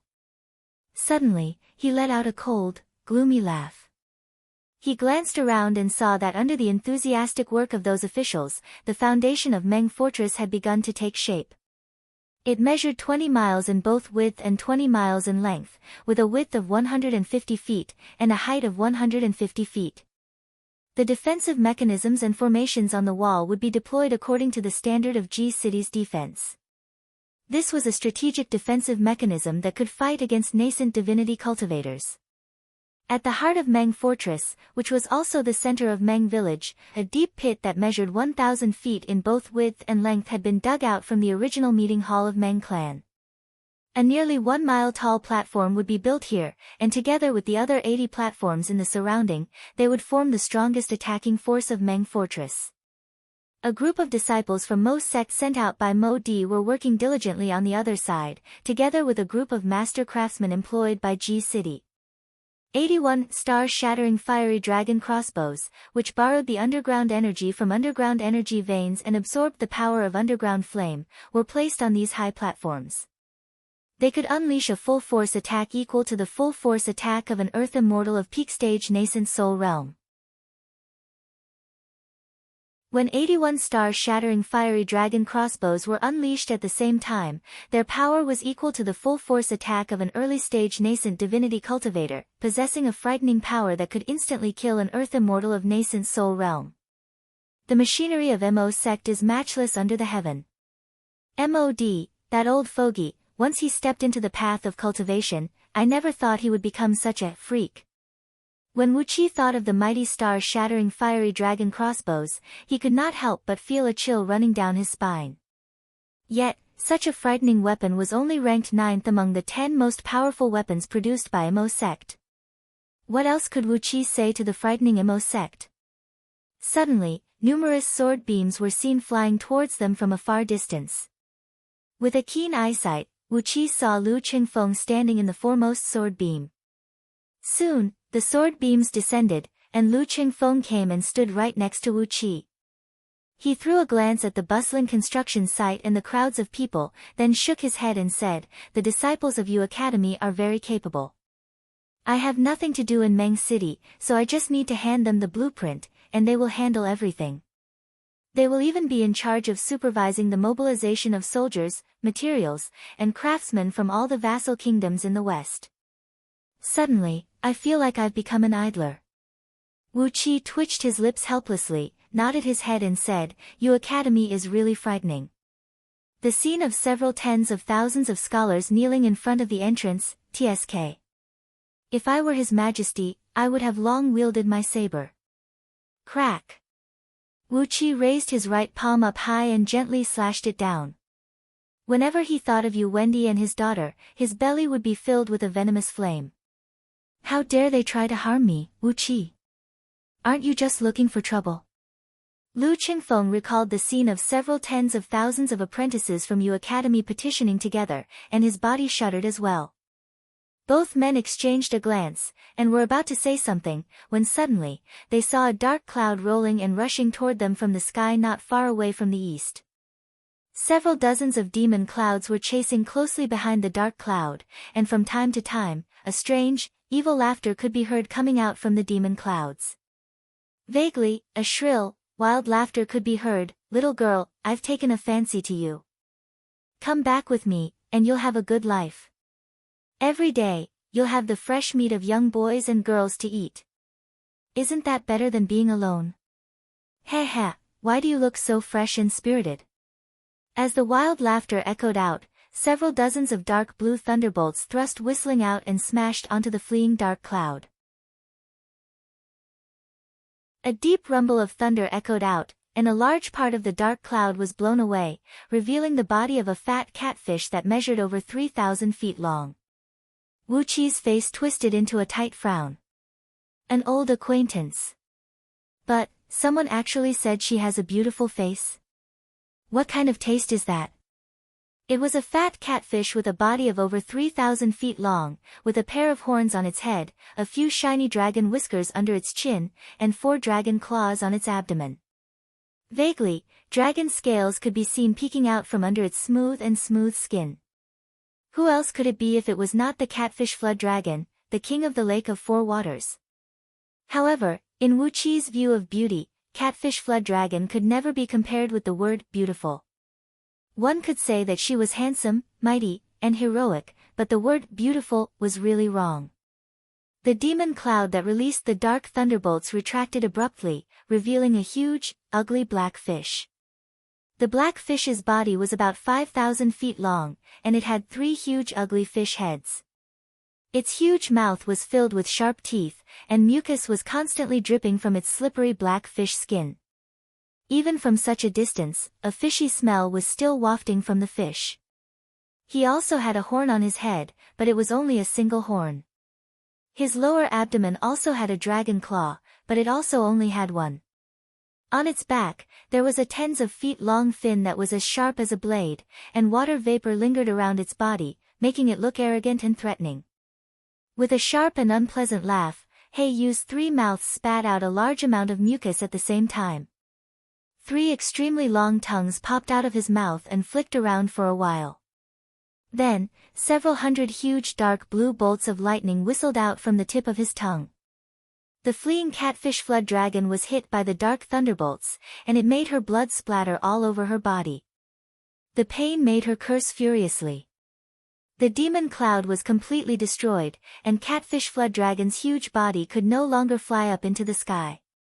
She drew an arc in the air and fell down toward the construction site of Meng Village. Without hesitation, Wu Qi leaped up into the sky with a sword beam and shouted, "How dare you! This is the territory of the great Yan dynasty. How dare you invade our territory? Do you know the mighty name of the great Yan dynasty's emperor, Yan Dan?" He let catfish flood dragon pass, but stopped in front of the black fish and the dozens of demons and devils brought by him. The black fish opened his mouth and yelled, "What bullshit, great Yan! I've never heard of it. What bullshit, Yan Dan? Is he famous? I'm his ancestor. Little brat, you're just a little Jean Dan human immortal, and you dare to provoke me? Be a good boy and let me eat you." Although the black fish was cursing him, Wu Qi laughed happily. "You're Yan Dan's ancestor." These words could not be any more wondrous. Suddenly, the aura around Meng Village changed. A couple dozens of Earth immortals of nascent Soul Realm and several hundred human immortals of Gold Core Realm from Great Yan Imperial Clan stepped onto clouds and sword beams, their eyes bursting with flames of fury as they soared into the sky. Chapter 217. A strong wind rose from all directions, amidst which, Catfish Flood Dragon transformed into her human form, flying next to Wu Qi with a huge catfish head on her head. Swaying her body, she bowed to Wu Qi with cupped fists, then said angrily, I can't live like this anymore. I've received the official document from Old Dragon King, and was moving to the East Sea. But on the way, I bumped into this three-headed shark. I've been having bad luck for the past 2 years, and I can't live like this anymore. Looking at Catfish Flood Dragon, who was brimming with resentment, Wu Qi smiled bitterly and said, "Indeed, you've been having bad luck lately." He was calculating in his mind.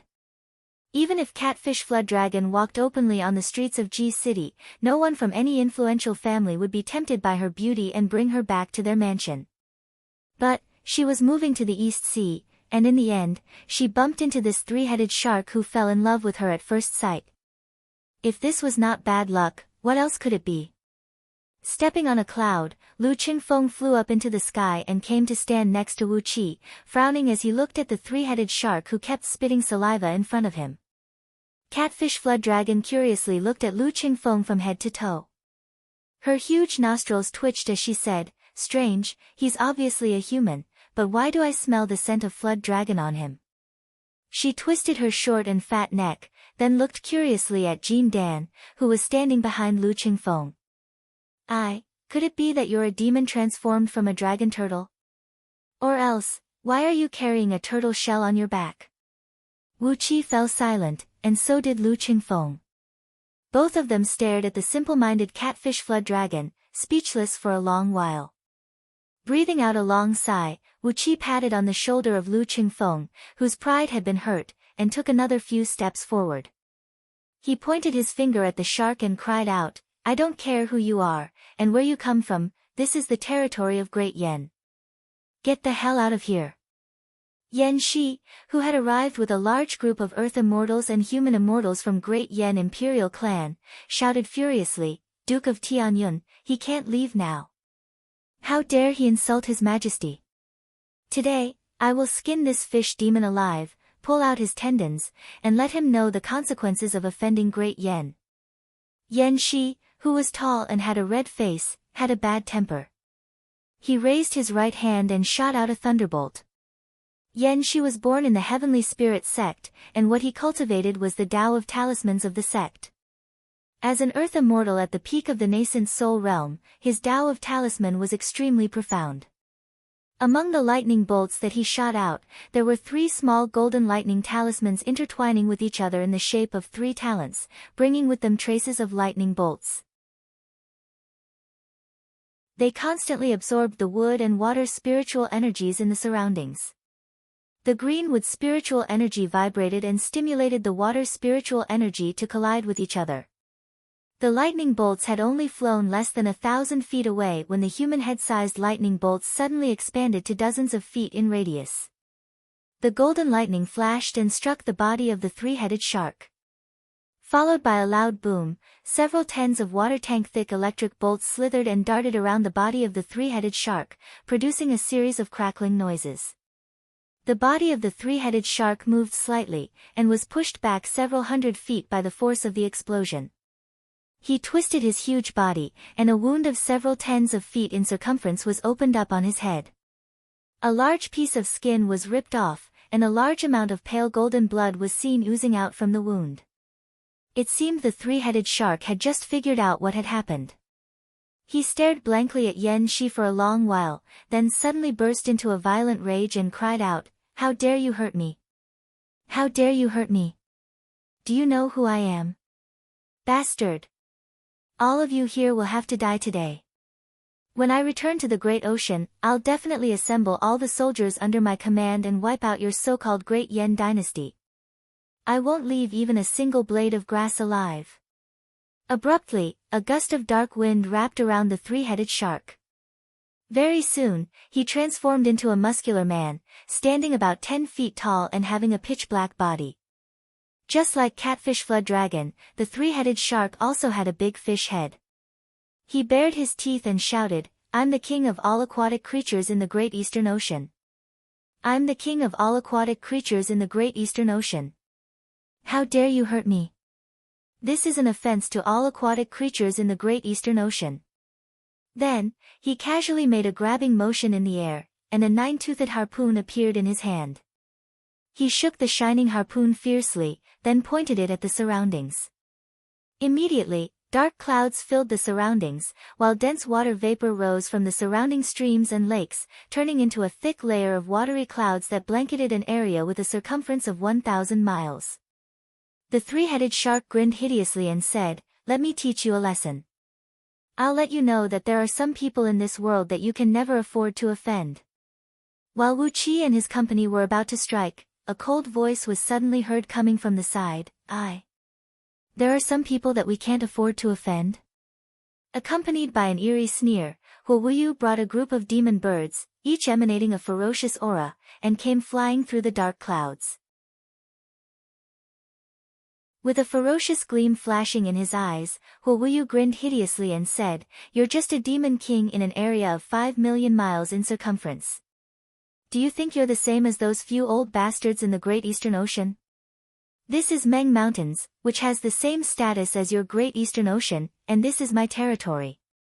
Not allowing the three-headed shark to say another word, Huo Wuyu opened his mouth and sprayed out a stream of rotting bones and soul-devouring energy.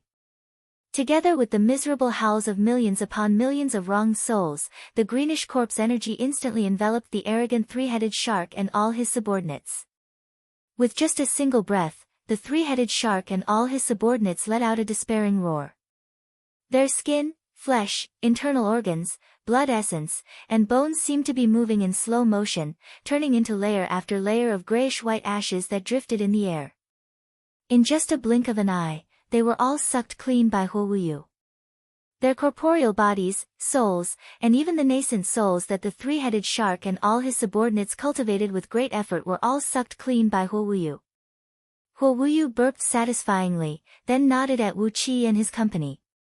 While letting out a wild, ear-splitting laugh, he stepped on a demon wind and broke through the dark clouds, flying to some unknown place. Wu Qi and his company twitched their lips, looking at each other speechlessly. The three-headed shark was a demon who had formed his nascent soul, and had formed a thread of his nascent divinity.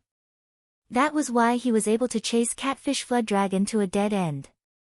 Yet, such a formidable demon was sucked clean by Huo Wuyu as if he was eating a noodle. The few strongest demon kings in Meng Mountains were indeed mighty demons who could never be provoked.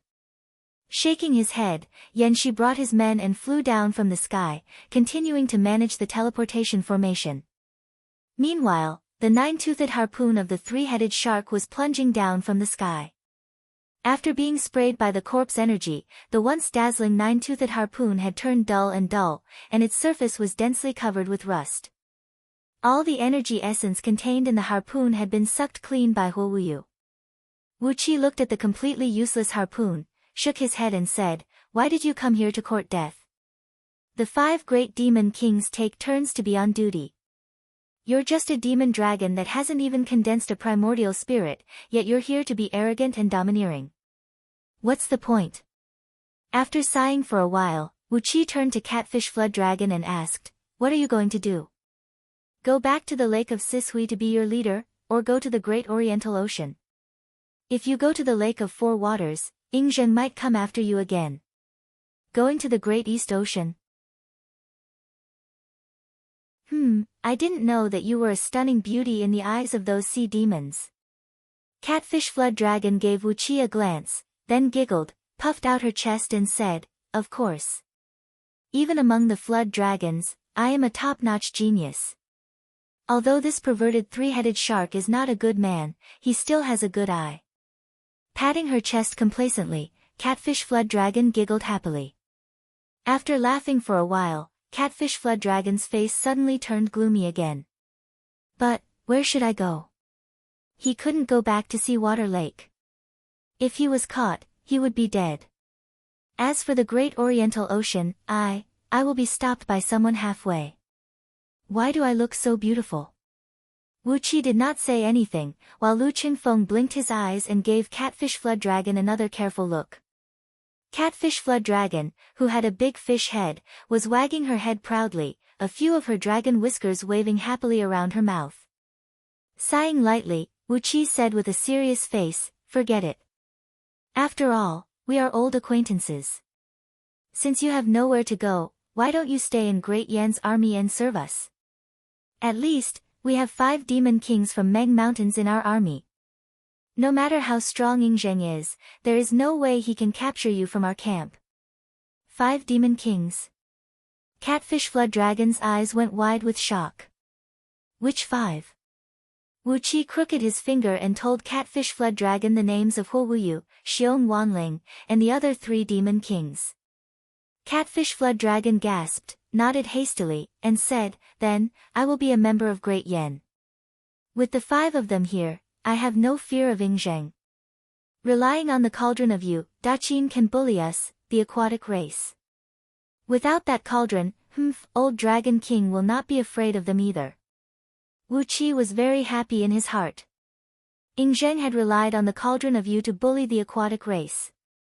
But, the cauldron of Yu was not very useful when facing these beast kings who lived in the woods and the bird kings who soared in the sky. Perhaps, he should think of a way to draw Wanying Dragon King to Great Yan's camp, as it would be a win-win situation. Great Yan could help Wanying Dragon King resist the attack from the cauldron of Yu, and with the addition of Wanying Dragon King, Great Yan would have a greater chance of defeating Daqin. Just as he was plotting, he suddenly heard a sharp warning horn sound. A Jin Dan human immortal cried out at the top of his voice, 50,000 miles away, "The outpost of Qin's army has been detected at the outpost of Yunxia Ridge. They have clashed with us." Wu Qi gave a long and sonorous cry, then transformed into a sword beam and sped towards a small teleportation formation in Meng Fortress. Catfish Flood Dragon looked around with a blank expression, then hastily followed behind Wu Qi and said, "Brother Wu Qi, let me help you beat them up. This group of Qin army is extremely detestable." Lu Qingfeng also sped towards the teleportation formation, leaving behind a bright beam of light in his body. Footsteps could be heard coming from all directions, as platoons of Black Swallow army mounted on bull-headed beasts were rushing towards them. In just the time of a few breaths, 3,000 Black Swallow army soldiers had arrived at the teleportation formation. Wu Qi pressed down the sword beam and cried out sternly, "Send us to Yunxia Ridge at once, and inform all the outposts in front to get ready to fight the enemy." Then, several dozens of cultivators arrived with bright beams, joining Wu Qi and his company. The teleportation formation lit up, and Wu Qi and his company felt their bodies lightened. A bright light flickered before their eyes, and in just a blink of an eye, they had arrived at a teleportation formation hidden in a small valley 50,000 miles away. Right after they walked out from the teleportation formation, Wu Qi immediately heard noises of arrows piercing through the air coming from outside an outpost that was under construction a few miles ahead of them. Occasionally, he could also hear the painful cries of people who were hit by the arrows. Hastily, he brought the company and rushed towards the outpost. Very soon, they had arrived at the outpost that was under construction. A few human immortals from Jin Dan dynasty were standing on top of a small hill, overlooking the area below. Upon seeing Wu Qi and his company, these few human immortals from Jin Dan dynasty, who came from the indestructible sect of Great Yan dynasty, quickly came over and bowed. Wu Qi was now the deputy chief supervisor of Westfield headquarters. Regardless of his cultivation base, his authority here was higher than most of the cultivators, and even the 5 demon kings were under his control. Wu Qi, Lu Qingfeng, Catfish Flood Dragon, and their company greeted each other, then walked to the top of the small hill and looked down.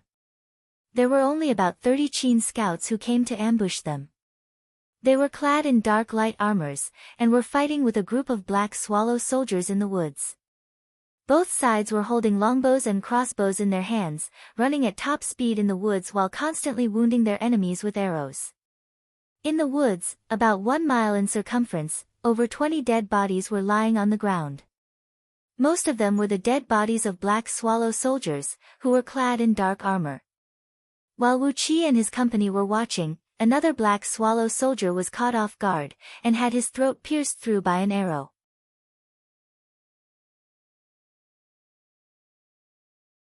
Chapter 218. The Black Swallow Army was an elite army secretly trained by Fan Yuqi for Great Yan Dynasty. No matter it was the resources or the quality of the soldiers, they were only slightly inferior to the Blood Swallow Army, which was under the direct control of Yan Dan. On average, the soldiers of Black Swallow Army had the cultivation base of 50 years of Hotian realm or above. An ordinary 5-man squad leader was a peak-stage Hotian warrior. On the other hand, the 10-man squad leader or the 100-man squad leader was a Daoist of Xiantian realm. Yet, a large number of these formidable soldiers were killed and wounded by the Qin army's scouts in the woods. Clad in light armor, the Qin army moved nimbly in the woods like monkeys, appearing and disappearing unpredictably like ghosts. They moved back and forth gracefully in the woods, and from time to time, their bows and crossbows would shoot out deadly arrows. The Black Swallow army, who were clad in heavy armor and were more suitable for a tough battle, could not catch up with the Qin army's scouts in the woods, and could only take the beating passively. Occasionally, when the bowstrings twanged, 1 or 2 Black Swallow soldiers would fall to the ground. However, there were also some Qin scouts who were careless and were surrounded by the Black Swallow army from all directions. When the Black Swallow soldiers wielding long blades slashed and hacked, those Qin scouts who were clad in light armor would be chopped to death as well. Both sides were chasing and killing each other in the woods, and the ratio of 1 to 2 was about to deplete their forces. For every Qin scout who was killed or wounded, there would be at least 2 Black Swallow soldiers who were killed or wounded. Wu Qi's face darkened. He gave the general of Black Swallow army, who was standing next to him and was responsible for guarding the outpost of Yunxia Ridge. He sneered and said, "Attacking the enemy's strong point with your weakness, is this the strategy that General Fan taught you? Sound the gong, order all the soldiers to retreat from the woods, then push out the MO machines and cover the entire woods." The general of Black Swallow army, Fan Sheng, who came from Fan Yuqi's clan, was struck dumb. He frowned and stared at Wu Qi, then said unhappily, "Retreat from the woods? As a man of Fan clan, once we step into the battlefield, we will never retreat. Even if we die in the battlefield, it will be our honor. Sound the gong to retreat. We will never do such a shameful thing." Wu Qi was rendered speechless. He gave Lu Qingfeng a look. Lu Qingfeng shook his head and said with a bitter smile, "We can only control the logistics and military law. When it comes to marching and fighting, General Fan Yuqi is still in charge." The division of labor was different and everyone had their own duties. Marching, fighting, mobilizing the soldiers and horses to fight the Qin army, this was Fan Yuqi's job. Although Wu Qi and Lu Qingfeng held great authority, they were not in charge of actual military operations. They also did not have direct command over Fan Sheng. At most, Fan Sheng's army would be defeated, and Wu Qi could chop off his head afterwards, punishing him with the crime of a defeated general. But in battle, Wu Qi couldn't do anything to Fan Sheng. The twang of the bowstring rang out again, as a few more Black Swallow soldiers failed to dodge in time and were shot down by the arrows. Suddenly, a small leader of Qin army gazed at the Cloud Ridge Pass, which was situated between 2 mountains. He let out a loud laugh and said, "So, this is the so-called elite army of Great Yan Dynasty? We killed them as if they were chickens. Hey, those bitches on the pass, send a few real men here and fight with us." The leader, who was probably a captain of 10 men, suddenly sprung up into the air. Like a ghost, he leaped and weaved between a few huge trees, holding a 2 feet short blade in his hand, which was more suitable for fighting in the woods. He sliced through the air and chopped off the heads of 2 Black Swallow soldiers. Blood sprayed out from his mouth. This leader, who was probably in the respiration tier of Xiantian realm, let out a few strange laughs, then quickly retreated to the back. A dozen Black Swallow soldiers leaped out from behind a mountain rock, raising their 8 feet long blades in a towering rage as they chased after the leader of Qin army. However, after chasing for less than 1,000 feet, a dozen Qin scouts suddenly came out from the surrounding trees, holding strong bows and crossbows in their hands and shooting at all these Black Swallow soldiers, knocking them down to the ground. With the death of these dozens of Black Swallow soldiers, the casualty ratio of both sides in the woods suddenly rose to 1 to 4. Fan Sheng's face turned extremely unsightly. He angrily stomped his foot on the ground and said, "These damn fools. Why don't they have the courage to fight with my men openly?" Fan Sheng's anger soared to the sky. He raised his hand and asked for his personal weapon from one of his personal guards, a 12 feet long spiked mace that had a bit of gold on it. Then, he brought 1,000 black swallow soldiers and stormed out of the pass, rushing into the woods. Wu Qi kept shaking his head. This Fan Sheng's brain was really rigid to the extreme. The soldiers of Black Swallow Army were clad in heavy armors, holding long blades in their hands, and riding on bull-headed war beasts.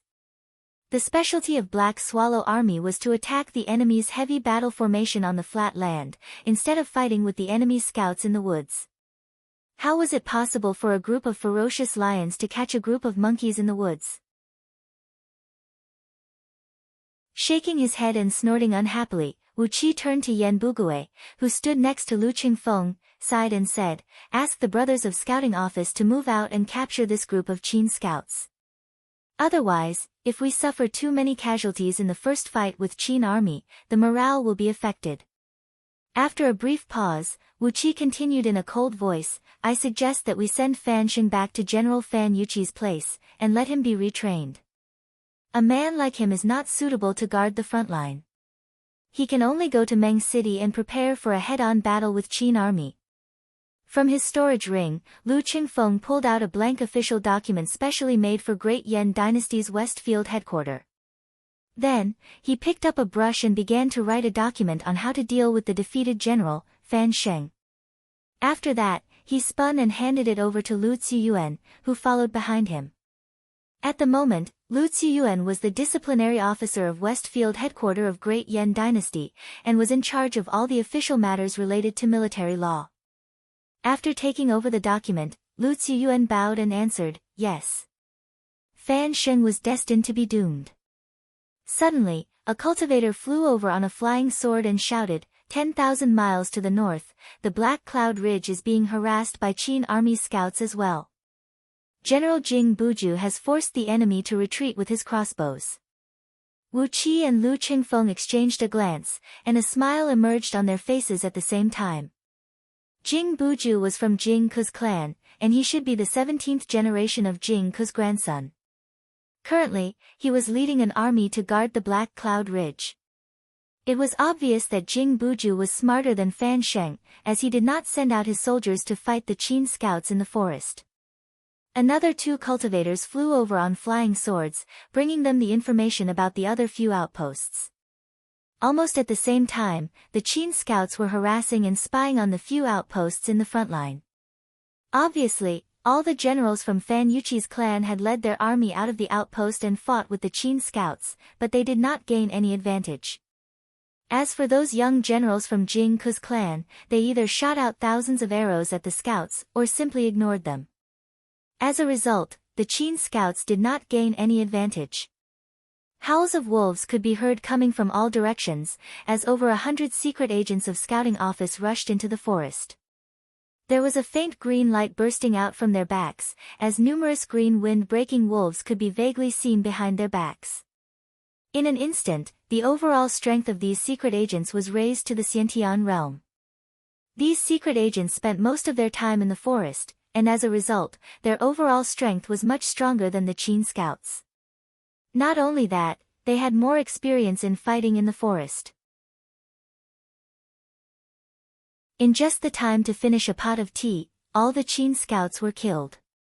Fan Sheng, who led over 1,000 soldiers into the forest, could not even touch a single hair of the Qin scouts. He was so angry that he cursed out loud. While cursing, he brought his men and retreated back to the Yunxia Ridge. However, right after he and the secret agents of Scouting Office walked out from the forest, a few miles in circumference of flame suddenly soared up into the sky from the forest. The flame transformed into a gigantic hand that blotted out the sky, slapping forcefully onto Fan Sheng and his men's heads.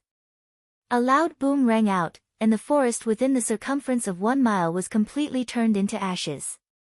Fan Sheng, who had the cultivation base of peak stage Xiantian realm, together with over 1,000 soldiers of Black Swallow Army and over 100 secret agents of Scouting Office, were turned into nothingness amidst the flame.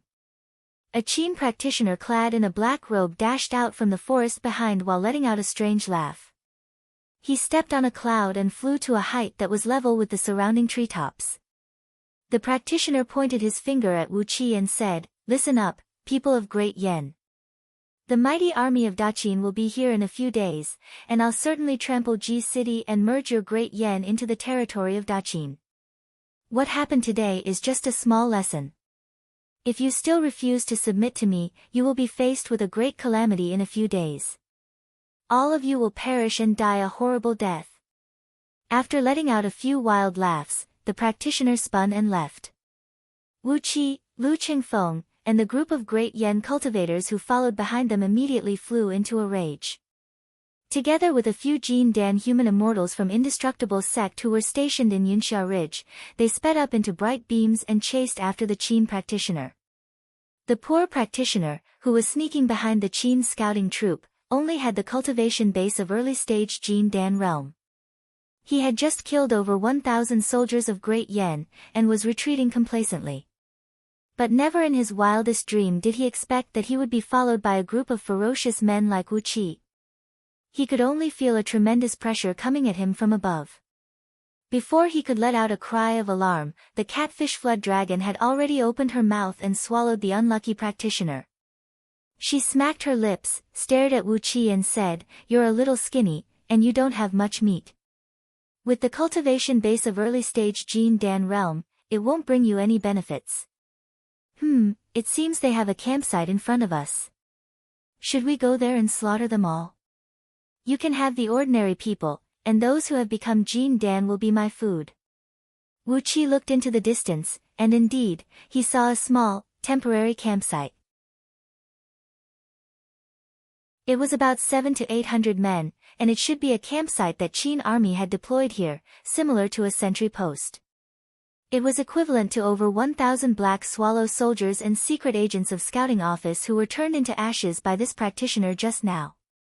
Wu Qi grinned coldly and nodded his head. Without hesitation, the group of cultivators began to rush forward. When they were still tens of miles away from the campsite, 2 Jin Dan practitioners had already sprung into the sky and approached them. When they saw Wu Qi and his company approaching in a menacing manner, and realized that there were over 20 cultivators who were at least Jin Dan realm, the 2 practitioners spun and left without saying a word. But, how could they leave? Wu Qi waved his left hand. A yellow light spun on the surface of the earth element dragon scale shield, and in the next moment, 2 golden beams shaped like dragon scales shot out, tearing through the air amidst muffled sonic booms and smashing viciously onto the backs of the 2 practitioners. Rings of faint light immediately lit up on the bodies of the 2 practitioners, as they had activated their magical treasures to protect themselves. But too bad, their defensive magical treasures were just 2 middle-grade magical treasures. As they were hit by Wu Qi's dragon scales, the tremendous force of several tens of thousands of kilograms and the frighteningly sharp aura of the dragon scales easily tore apart their magical treasures, and ripped their upper bodies to shreds. The 2 golden beams shaped like dragon scales spun and shot back, attaching themselves onto the wrist shield. Without hesitation, Catfish Flood Dragon dashed forward and swallowed the bodies of the 2 Jin Dan practitioners into her stomach. Coldly looking at the chaotic campsite down below, Wu Qi waved his left hand and unleashed a sheet of yellow light that fell down from the sky with a muffled boom. It smashed onto the campsite like a great mountain, crushing the entire campsite and the 700 to 800 Qin scouts into pieces. Different news was coming from all directions. Small groups of Qin soldiers kept appearing in different places, attacking and killing Great Yen soldiers. Furthermore, there were Jin Dan practitioners in each group of Qin soldiers. If they were not careful, these practitioners would unleash powerful magical techniques and kill a large number of Yen soldiers. In just a few hours, Yen soldiers had suffered several tens of thousands of casualties. On the other hand, there were many cultivators in Yen army as well, and they too launched a counterattack against Qin soldiers. In the face of the absolute power of cultivators, ordinary soldiers were so fragile. Similarly, several tens of thousands of Qin soldiers were turned into ashes by Yen cultivators who fought back. The brief battle lasted until midnight. After that, all the Qin soldiers suddenly retreated and disappeared, leaving the Yen army.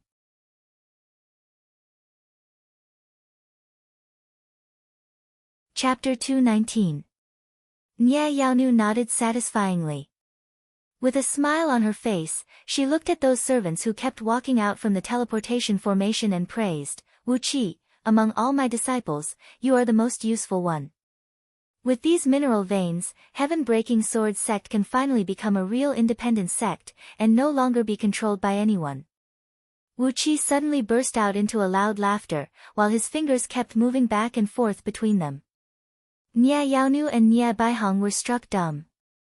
They gave Lu Qingfeng and Yizidu a careful glance, then suddenly burst out laughing as well. Nia Yaonu laughed for a long while, and only then did she wipe away a tear that came out from the corner of her eye. She shook her head, sighed and said, why are all the disciples recruited by me like you, who are rejected by your own parents? You guys better get to know each other better in the future.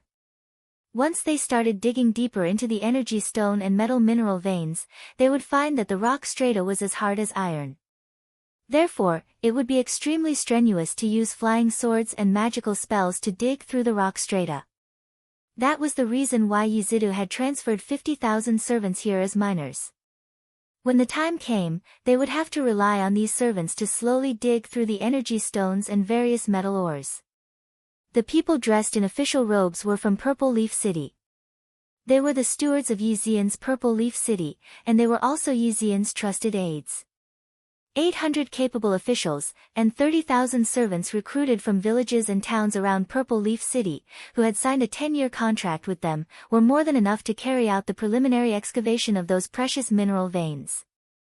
Condensing sword energy was the unique characteristic of the Unity of Sword Energy's script of Heaven-Breaking Sword sect. It could condense the sword energies of 5 elements with a mystic technique, turning them into an invincible sword energy, which could unleash a lethality that was a few times stronger than ordinary magical spells. Apart from Nia Yaonu and Nia Baihong, Wu Qi was the only one who obtained the Unity of Sword Energy's script through an exchange. But today, when he saw the scene in Yizidu's Dantian, he found that the sword energies surrounding his body were constantly transforming into the aggressive and razor-sharp sword energy of gold element. However, the amount of sword energy was very little, only a single thread. Apparently, he had just obtained the technique today. While smiling, Wu Qi and Lu Qingfeng toured around this huge underground cave abode. All of a sudden, the military intelligence medallion hanging on their waists began to vibrate rapidly. A sharp voice came out from the token, Senior He Qianqiu has discovered the field headquarters of Qin Army. It is under siege. It's located in the Great Dream Marsh, 7,800,000 kilometers southwest. Looking at the Jin Dan human immortals standing beside Nia Yaonu and Nia Baihong, Wu Qi could not help but click his tongue. 42 human immortals of Gold Core Realm, including the mother and son, made a total of 44 cultivators who were at or above Gold Core Realm. The Heaven-Splitting Swordsmanship sect only had 36 elders in the Gold Core Realm, and most of them were close to Yanli, his trusted subordinates. Yao, Nia and knew that the number of Jin human Chen, they had there. Nia Yaonu waved her hand heroically and said in an indifferent tone, don't worry. Qingfeng has formed his Jin Dan, right? That means he should have made some achievements in the Tao of formations in the arts of heaven patching formation.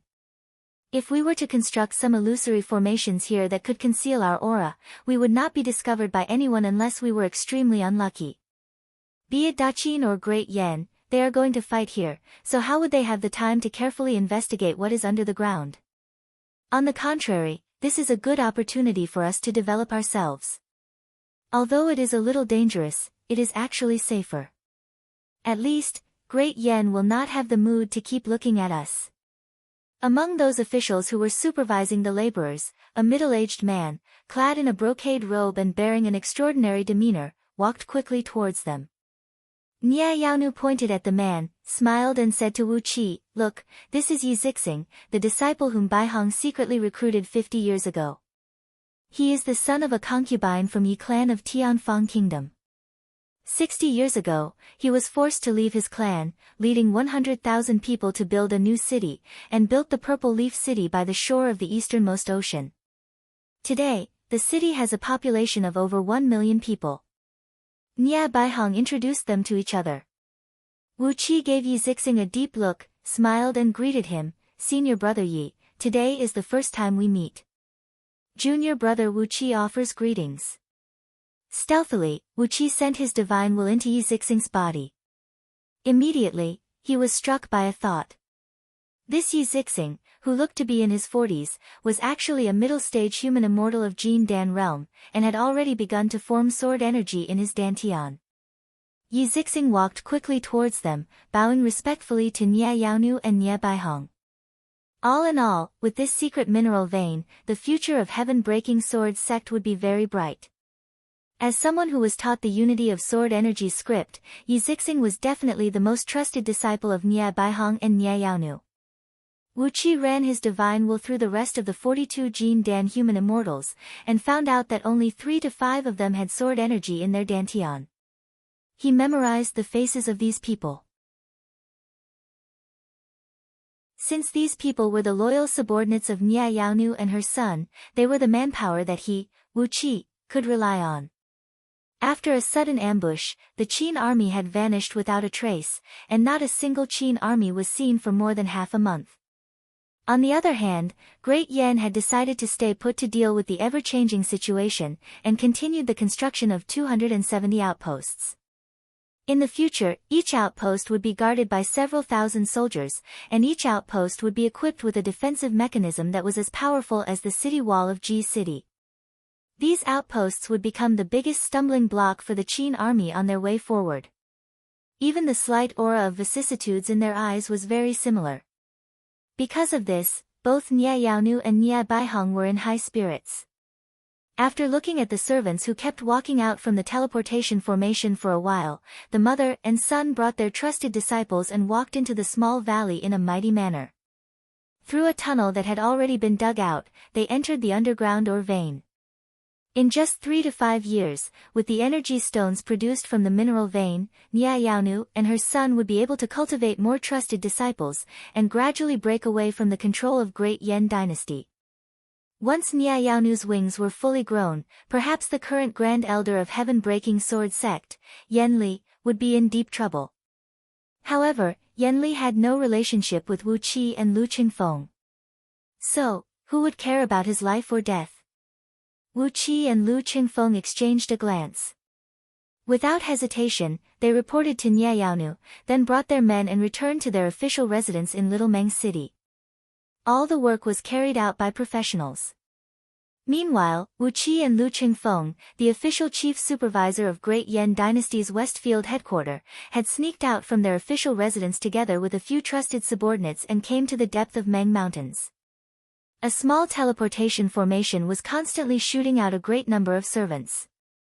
Nie Yaonu and Nie Baihong, together with 42 Jin Dan human immortals and several hundred Xiantian cultivators, were guarding in the surroundings, supervising these servants as they headed to a small valley in the vicinity. Among these servants, some men clad in the uniform of low-ranking officials were seen running back and forth, constantly shouting and scolding at these servants, forbidding them to look around and wander around. At this moment of time, a great number of servants had entered the underground space. Under the arrangement of those officials, they were divided into groups of 100 men, assigned to the caves where they would live, collected their daily necessities and special mining tools, then began walking into the separate caves. These caves were excavated by Nie Yaonu and her men in the past few days. They went over 20,000 feet deep into the ground, and were very close to the mineral veins underneath. Once they came into contact with the mineral veins, no sword beam or ordinary magic could break the sturdy rock, and any super powerful magic would damage the energy stones in the mineral veins. Therefore, they had to rely on the manpower of mortals to bring out the ores safely. Tinkling noises were echoing in the caves, as some miners had already begun mining. On the rock wall of the entrance to the caves, there was a notice with clear words hanging on it. According to its grade, a piece of energy stone could be worth 1 to 1,000 gold coins, and according to its weight and quality, a piece of metal ore could be worth 10 silver coins to 100 gold coins. The high salary was more than enough to motivate these miners to risk their lives and work hard for 10 years. After 10 years, when they returned to Purple Leaf City, they would become a small wealthy man. Yi Zixing greeted Wu Qi back with a smile, then he and Lu Qingfeng greeted each other. There were also some precious metal ores growing underground. With these ores, they would be able to craft flying swords and magical items, equipping the newly recruited disciples of Nyayaunu. Although Nyayaunu's skill in crafting treasures was really weak, in fact, she only needed a flying sword. However, the disciples of the heaven-splitting swordsmanship sect only needed a flying sword. Their strongest fighting capacity came from their invincible sword chi and sword energy, so they did not need too many external objects. Pointing at the small valley, Nyayaunu smiled and said, "From today onwards, the inner sect of heaven-breaking sword sect will be officially located here. With the war between the two dynasties, we can focus on developing our overall strength. I don't have the intention to rule the world, but I don't want to be a tool in the palm of someone's hand anymore. Once we are free from the restriction of Great Yen, we, the heaven-breaking sword sect, will be free and unfettered." When Wu Qi and his company arrived a few days ago, Nyayaunu had brought some people and arrived at this small valley, located 300,000 miles deep inside Meng Mountains. A couple dozens of sword cultivators, who possessed sword energies that could cut open a mountain, had opened up a space underneath the valley, which could accommodate over 100,000 people to work and rest. However, this space was close to the ground, and was made up of ordinary mountain rocks. Therefore, it was not a strenuous task to use flying swords to cut open the space. When Lu Qingfeng and Yi Zixing saw each other, they suddenly smiled tacitly. Wu Qi was taken aback as well. Although Lu Qingfeng looked a few years younger than Yi Zixing, both of them looked very similar, be it in the way they dressed, or in their expressions and bearing. Then, Wu Qi listened to Yi Zixing's story. She was the son of a concubine from Yi clan of Tianfang Kingdom, an unlucky fellow who was forced to leave his clan and lead 100,000 people to open up a new city. Her story was very similar to Lu Qingfeng's. Wu Qi swallowed a lump in his throat, then continued, "We just need to open up a mine in this valley, and ask these laborers to open up the mine tunnel and excavate it. Within 3 to 5 years, no one will know that there is such a huge mine here. The energy stones and various materials excavated in these 3 to 5 years will be more than enough for heaven-breaking sword sect to have a great development." Nya Baihong frowned and said, "But, as that unknown Daqin has invaded Meng Mountains, and will soon wage a war against Great Yen here, we need to think carefully about the safety of this mine." When all the checkpoints were completed, all of them would be connected by teleportation formations, and they would be defended by a large number of cultivators and demon beasts. By then, any action of Qin army would be strongly hindered and counterattacked by Great Yen army. "Grand Elder, Master." Wu Qi bowed and rose to his feet, then pointed at the small valley and said with a smile, "I've used the art of earth traversal to investigate down there. There is a huge energy stone mine underneath, and the quality of them is excellent. The most common ones are mid-grade energy stones, about 80% of them. 15% are upper-grade energy stones, and the rest are supreme-grade energy stones. What's more precious is that this energy stone mine is buried deep under the ground, and there are a few other rare metal mines nearby, which are also several thousand feet deep under the ground." Lu Qingfeng and Yi Zixing looked at each other and laughed out loud. After that, both of them bowed solemnly and bowed deeply to each other. As they had similar life experiences, and now that they were from the same sect, Lu Qingfeng, Yi Zixing, and Wu Qi would naturally become closer to each other than the others. Even though they were the trusted disciples of Nyayaunu and Nya Baihong, the three of them would naturally be closer to each other than the others. After giving these Jin Dan human immortals a few glances, Wu Qi and Lu Qingfeng hastily came before Nyayaunu and Nya Baihong, bowing to both of them.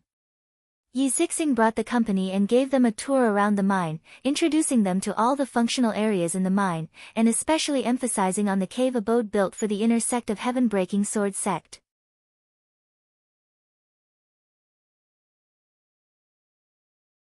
Chapter 220. The official residence of Westfield headquarter of Great Yen was located in the mayor mansion of Little Meng City. The mansion was divided into two halves from the middle. The west half belonged to Fan Yuqi, and it was the place where he worked out the military plans and mobilized the army. The east half belonged to Lu Qingfeng and Wu Qi, and it was the place where they handled the daily affairs, mobilized the reserve army, mobilized the military resources, and punished all kinds of people who violated the military law. Between the two mansions, the original main hall of the mayor mansion had now been expanded into a huge hall that could accommodate a gathering of over 1,000 people. The hall was densely covered with countless defensive formations, and a map of the eastern region of Meng Mountains, which was made using the 10,000 miles water mirror technique, was glinting with a dazzling light, hovering right in the center of the hall. A couple dozens of advisors and military officers were surrounding this huge map, measuring 1,000 feet in both width and length, and were busy marking all kinds of marks on it. This was the headquarters of Great Yan's Westfield Headquarters Commander-in-Chief. When Wu Qi and Lu Qingfeng walked into the hall, Fan Yuqi had already brought a group of military officers and stood next to the map, frowning as he looked at a region that was blinking with a bright red gleam above the map. When he saw Lu Qingfeng, Fan Yuqi hastily reached out his hand and pointed at the red gleam. Immediately, the map changed rapidly, turning from a complete map to a large-scale map of a part of the map. Imperial advisor He Qianqiu has deployed his disciples to search for the news of Qin army. 2 days ago, two 10,000 miles cloud-piercing eagles discovered a large number of Qin army in Great Dream Marsh. Qin army has captured about 1 million barbarians, and they are forcing them to do hard labor, building a city in Great Dream Marsh. While pointing at the map, Fan Yuqi explained the situation in a low, muffled voice. Lu Qingfeng was shocked. Why is Qin army building a city there? Are they planning to stay there for a long time? Great Dream Marsh? What is that place? Fan Yuqi scratched his forehead and turned to look at a secret agent of Great Swallow, clad in a black robe. Although Fan Yuqi was an expert in war, when it came to analyzing and integrating information, his ability was far inferior to those professional secret agents and intelligence officers. The secret agent, Yan Zi, took a step forward and explained the situation of the Great Dream Marsh in detail. Although Xiong Wanling, He Qianqiu, Huo Wuyu, Golden Armor, and Su Meier, the 5 great demon kings, had an awe-inspiring reputation in Meng Mountains, but Meng Mountains was a vast and boundless land, and the region they controlled was actually just a small part of the eastern part of Meng Mountains. Apart from the mountains that they controlled, there were vast and boundless mountains that were controlled by other powerful demons. Even in Meng Mountains, there were some old demons who had lived for many years, and their cultivation base was not much weaker than them. They had built up their own forces and divided up their own territories. Such was the situation in the Great Dream Marsh. The demon king who occupied the entire Great Dream Marsh was a 9-headed ice earthworm, whose cultivation base was infinitely close to the realm of nascent soul and divinity, and could form his nascent divinity at any moment. He was a hybrid creature born from the ancient poisonous 9-headed insect and the mountain-devouring ice serpent. The shape of this ice earthworm was like a huge dragon, with 9 heads that could breathe out cold air and frost, which could easily freeze the entire Great Dream Marsh. Although he only possessed the cultivation base of peak stage nascent soul realm, which was infinitely close to the realm of nascent divinity, he had 9 heads, each of which had its own soul and divine sense, and all of them possessed the cultivation base of peak stage nascent soul realm. Therefore, the overall strength of this ice earthworm was more than enough to fight against a powerful existence of nascent divinity realm. On top of that, he liked to hide in the primordial dark mire that stretched several thousand miles deep beneath the Great Dream Marsh all year round, borrowing the protection of the toxic black mud and all kinds of poisonous gases and miasma. Therefore, even if 2 or 3 demon kings of nascent divinity realm joined hands, they would not be able to do anything to him. Therefore, although the 9-headed ice earthworm did not have many disciples, and only a few thousand aquatic demons were working for him, relying on the natural defense and his own strange ability, he was able to occupy the territory of Great Dream Marsh, which spans several million miles in circumference. After that, he closed his door and addressed himself as Patriarch Demon King.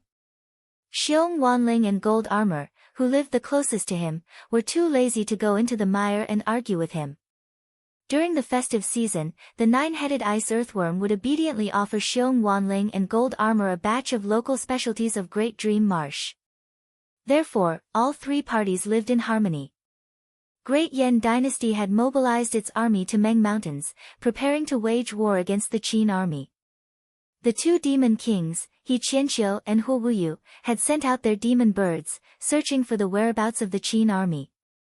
Half a month ago, when the scouts of the Qin army launched a surprise attack on the Great Yan army, these demon birds had followed the retreating Qin army and chased after them.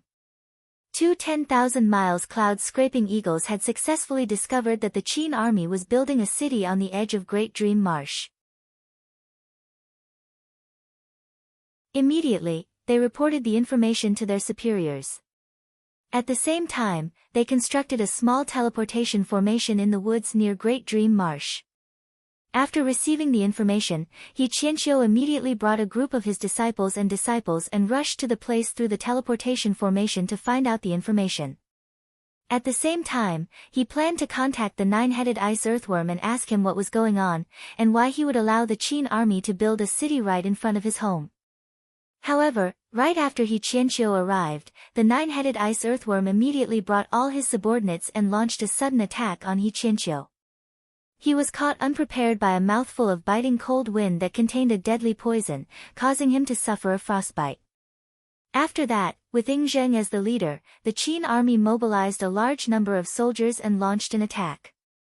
The army of several 100,000 soldiers surrounded He Qianqiu tightly, nearly killing him on the spot. Among the 5 demon kings, He Qianqiu had just broken through mid-stage nascent divinity realm, and his actual overall strength was only slightly stronger than the nine-headed ice earthworm. As he was wounded by the sudden attack, his overall strength was only slightly stronger than the nine-headed ice earthworm. Then, he was besieged by the nine-headed ice earthworm using the natural barrier of Great Dream Marsh. Immediately, He Qianqiu was in a miserable state, and all his disciples were killed in the battle. On top of that, Ing Zheng had brought a large group of his subordinates and was attacking him from the side. As a result, He Qianqiu could barely keep himself alive. When the urgent message was sent back, He Qianqiu had been besieged for 15 minutes. Although the battle was still in a stalemate, if there were no further reinforcements, perhaps He Qianqiu would really be killed by the Qin army. It was definitely a deadly blow to the morale of the Great Yan army, as they had lost an imperial advisor in the very beginning of the battle. While they were exchanging information and discussing countermeasures, a series of rapid footsteps was heard coming from outside the hall. Suddenly, Yan Dan arrived with a large group of men. Standing next to Yan Dan was Hu Wuyu, a man with a grotesque appearance. He was laughing joyfully and said, "Old white hair is really unlucky this time. Ha ha ha, 2 of his most beloved grandsons are killed, and a large number of his most beloved disciples are killed. I think all the white hair on his body is going to be plucked out soon. Tisk, I'll have to go rescue him later. Hee hee." Although Hu Wuyu and He Qianqiu did not have a deep grudge against each other, as they were the 2 kings of demon birds who shared the eastern sky of Meng Mountains. Although Hu Wuyu and He Qianqiu did not have a deep grudge against each other, there were always some conflicts between their disciples. Today, when he heard that He Qianqiu was besieged by the Qin army, and was ambushed by the nine-headed ice earthworm of Great Dream Marsh, Hu Wuyu was laughing so hard that his teeth were exposed. Meanwhile, Xiong Wanling, Jin Jia, and Su Meier were following behind Yan Dan, not saying a word. The battle between the 2 kings of demon birds had nothing to do with the 3 beast kings. At most, they were shocked by the audacity of the nine-headed ice earthworm, and at the same time, they felt a little sad for He Qianqiu's misfortune. Yan Dan walked to the map with a gloomy expression. He glanced at the map of the Great Dream Marsh, which was flickering with a blinding red light, and said in a deep voice, "We can't let Imperial Advisor He die. We have to mobilize people to rescue him." Ing Zheng, are you forcing me to fight him now? Fine, I haven't seen him for many years. Wu Qi was taken aback. Could it be that Yan Dan was going to mobilize all the forces he had and fight Ing Zheng to determine the outcome of the battle? But when he gave it a second thought, he realized that was the case. No matter it was Yan Dan or Ing Zheng now, they were not the same Yan Dan and Ing Zheng in the past. The power they possessed was no longer the power of mortals in the mortal world, but the Tao, magic, and divine abilities that could topple the mountains and overturn the seas. Instead of doing what they did half a month ago, draining the national strength of both dynasties inch by inch, and turning a great number of ordinary soldiers into nothingness in the retaliation of cultivators, it was better to gather the power of high-end cultivators and settle the outcome of the battle in one fell swoop. As long as Yingzheng was killed, Great Yan would obtain a strategic victory. Similarly, as long as Yan Dan was killed, Great Yan would fall into chaos, and Yingzheng would seize the opportunity to launch an attack, and Great Yan would definitely suffer a crushing defeat. If the higher-ups could decide the direction of the war, it seemed like there was no need to throw a great number of soldiers and common people into the bottomless meat grinder that was the war of cultivators. Wu Qi looked at Yan Dan, and vaguely understood Yan Dan's thoughts. Building the outposts and preparing the army for war was just a contingency plan. In fact, what he really wanted was to have a final showdown with Yingzheng. Su Qin walked out from behind Yan Dan, clasped his hands behind his back, smiled faintly and said, "According to the current military intelligence, the nine-headed ice earthworm suddenly joined hands with Qin army to ambush imperial advisor He. I'm afraid it has something to do with my junior brother." Sigh, what a glib tongue. Since it is a trap set up by my junior brother, I'll have to figure out a way to break it. After a brief moment of pondering, Su Qin began to replace Yan Dan, issuing one military order after another. Those who had received the military order were not allowed to stay in the hall any longer. Instead, they walked straight out of the hall and carried out their tasks according to the military order. Surprisingly, Wu Qi was given a military order as well, which was to harass the Qin army according to the method he used to harass the headquarters of Qin army the other day. No matter what kind of wicked methods he used, no matter how great the damage he caused, he was not afraid, as long as he could disturb the Qin army. Wu Qi was rendered speechless by the order. Could it be that he, Wu Qi, was a man who specialized in sabotaging the Qin army from behind? With his own strength, how much trouble could he cause to the Qin army? However, a military order had to be obeyed. Su Qin had ordered him to do something within 6 hours that could actually threaten the Qin army. Even if he could not do it, he had to do it. After pondering for a while, Wu Qi knitted his brows into a tight frown, and hastily asked someone to find the catfish flood dragon. When the catfish flood dragon was found by Wu Qi, she was lying comfortably in the lake in the backyard of the mayor mansion. She did not want to get up from the lake, but as a result, Wu Qi gave her a few fierce kicks, threatening to sell her to Yingzheng and use her as a cultivation vessel. Only then did she hastily jump up from the lake, transformed into her human form, formed a demon cloud and brought Wu Qi back to Longyuan River. Persuading Weining Dragon King of Longyuan River to send out his army to assist them was the only way Wu Qi could think of that could actually threaten the Qin army. Didn't Su Qin have his eyes on the relationship between Wu Qi and Weining Dragon King of Longyuan River? The demon wind moved at an incredible speed. Soon, Catfish Flood Dragon brought Wu Qi to a branch of a great river that led straight to Longyuan River. Grabbing Wu Qi, she leaped into the river. Through the waterways that densely covered the entire Longyuan River, Wu Qi and Catfish Flood Dragon soon arrived at the Dragon King mansion. Looking at the mansion that was glinting with a dazzling and blinding light, Wu Qi could only hope that Su Qin would have a follow-up plan. Otherwise, even if all the aquatic demons in the entire river were to charge at him, they would not be able to survive the cauldron of Yu. A couple dozens of aquatic demons rushed up from the front, shouting menacingly, "Who is there? How dare you intrude into the Dragon King mansion? Are you tired of living?" The catfish flood dragon transformed into her true form and rushed up, slapping the group of aquatic demons so hard that all their teeth flew out from their mouths.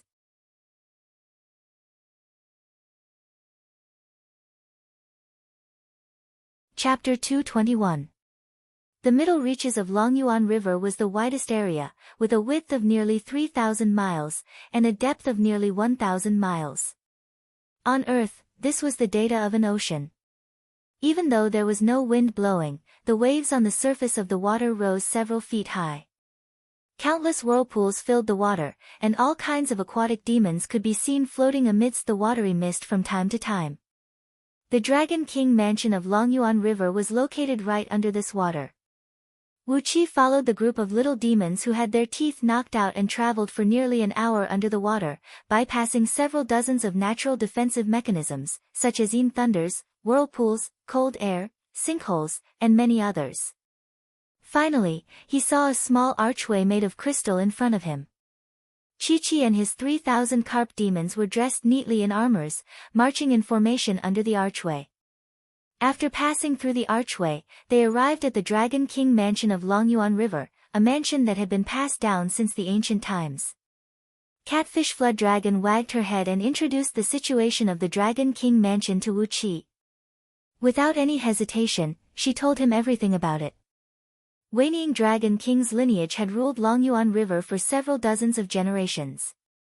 Starting from the first Dragon King of Longyuan River, the throne of Dragon King had been passed down to the current Wanying Dragon King. It was said that 10 generations ago, among Wanying Dragon King's ancestors, there was someone who successfully ascended and became a divine dragon. But after 10 generations, all the way until the generation of Wanying Dragon King's father, none of them succeeded in ascending, as all the Dragon Kings were killed by the final Heaven Immortal Thunder Tribulation. Subconsciously, Wu Qi asked Catfish Flood Dragon where the remains of all the Dragon Kings were, and she immediately told Wu Qi the location of the burial ground of all the Dragon Kings in the backyard of the Dragon King mansion.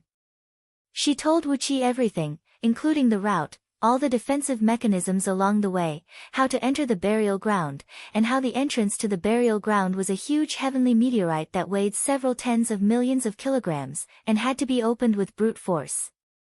Wu Qi was struck dumb, staring blankly at Catfish Flood Dragon. This girl was really... She had told Wu Qi everything in Wanying Dragon King's family, and yet she still shook her head proudly, telling Wu Qi about the only son of Wanying Dragon King, the one-eyed golden-scaled dragon. This only son of Wanying Dragon King called himself Lord Xiansheng, and when he took over the throne of Dragon King in the future, he would be known as Dragon King Xiansheng. His cultivation base had reached peak stage of nascent soul realm. But, when he was still young, one of his eyes was scratched by a ferocious bird. That ferocious bird was the disciple of Huo Wuyu, one of the 2 strongest demon bird kings in Meng Mountains. Because of this matter, Longyuan River had mobilized all their forces to fight against Huo Wuyu, resulting in the deaths of countless great demons on both sides. In the end, the war between both sides lasted for 100 years, which had severely affected the overall strength of all the demon clans in the eastern part of Meng Mountains. Only then, under the mediation of Xiong Wanling and the other demon kings, did both sides stop the war and recuperate. King Wan Dragon Dragon. Dragon, dragon, the, and, two, dragon, two. The dragons had a very strong fleshly body. Therefore, once they were injured with a missing limb, it would be very difficult for them to recover. Take Lord Xiansheng for example, unless he could transcend the thunder tribulation and transcend into a divine dragon, he would never be able to recover his eyeball. Due to the fact that his beloved son had lost an eye, the relationship between Wanying Dragon King and the other few demon kings was extremely bad, and they were always in conflict with each other. When the few demon kings received the imperial decree from Great Yen Dynasty and became the sinecures of Great Yen Dynasty, Wanying Dragon King had turned a blind eye to the olive branch that Great Yen Dynasty had extended to him. Instead, he allowed his great demons to kill some secret agents of Great Yen Dynasty. Wu Qi nodded his head thoughtfully. It was not easy to deal with the missing limbs of dragons. But, according to what Wu Qi knew, there were a few ways that could help Lord Xiansheng regrow his eyeball before he transcended the thunder tribulation of Heaven Immortal. Of course, one of them was a supreme-grade immortal pill, an immortal pill that could bring a dead man back to life. But, such a pill was extremely rare, and even Wu Qi did not have it with him. Another way was to borrow the enormous energy of virtue, forcibly borrowing the willpower of all the people in the energy of virtue, and use it to regrow Lord Xiansheng's eyeball from the other side of the space-time, as if he was reversing the flow of time. Such a method would consume a lot of energy of virtue, but coincidentally, Wu Qi had a precious treasure, the chariot of 8 horses, which had gathered an enormous amount of energy of virtue. He just needed the chariot to bring him away, and the energy of virtue in it was not of much use to him. With this thought in mind, Wu Qi had a greater confidence in convincing Wanying Dragon King. He could not help but laugh in his mind, as the catfish flood dragon was indeed an adorable demon. As for the Qin army, they could just wait for the great surprise that Wu Qi would bring them. After passing through the archway and walking through a corridor that stretched for several miles, paved with fine jades, gold, and crystals of various colors, they came to a splendid grand hall. The sound of drumming could be heard, and a few enchanting female demons were seen wriggling and dancing in the hall. Wanying Dragon King had transformed back into his dragon form, sitting cross-legged on the beautiful yulong seat at the far end of the hall, his mouth wide open and laughing wildly. Lehai, Tan Shui, and Han Zhu, the three great demons, had transformed back into their human forms, dancing, singing, and drinking in the hall. It was hard to tell how happy they were. Apart from these few demon kings and great demons, there were also several hundred of the strongest nascent soul demons in Longyuan River's territory in the hall. These aquatic demons had all transformed back into their human forms, hugging beautiful female demons and enjoying themselves to their heart's content. The hall was filled with a foul atmosphere, and the clamor nearly blew the roof off from the hall. Amidst the spacious hall, there was a young man sitting right next to Wanying Dragon King's dragon throne. He looked calm and dignified, holding a fine jade wine goblet in his hand and gulping down mouthfuls of wine. He paid no attention to those female demons who were trying to flatter him, and his single eye was flickering with a bright gleam. Just like the catfish flood dragon, he was also a nascent soul cultivator. However, the bloodline of this young man was much more profound than her. At least, his head and facial features were no different from an ordinary human, except that he had a pair of golden horns on top of his head, a few pale golden dragon whiskers waving under his chin, and a few tiny golden scales on the back of his hands and cheeks, which clearly showed his identity as a flood dragon.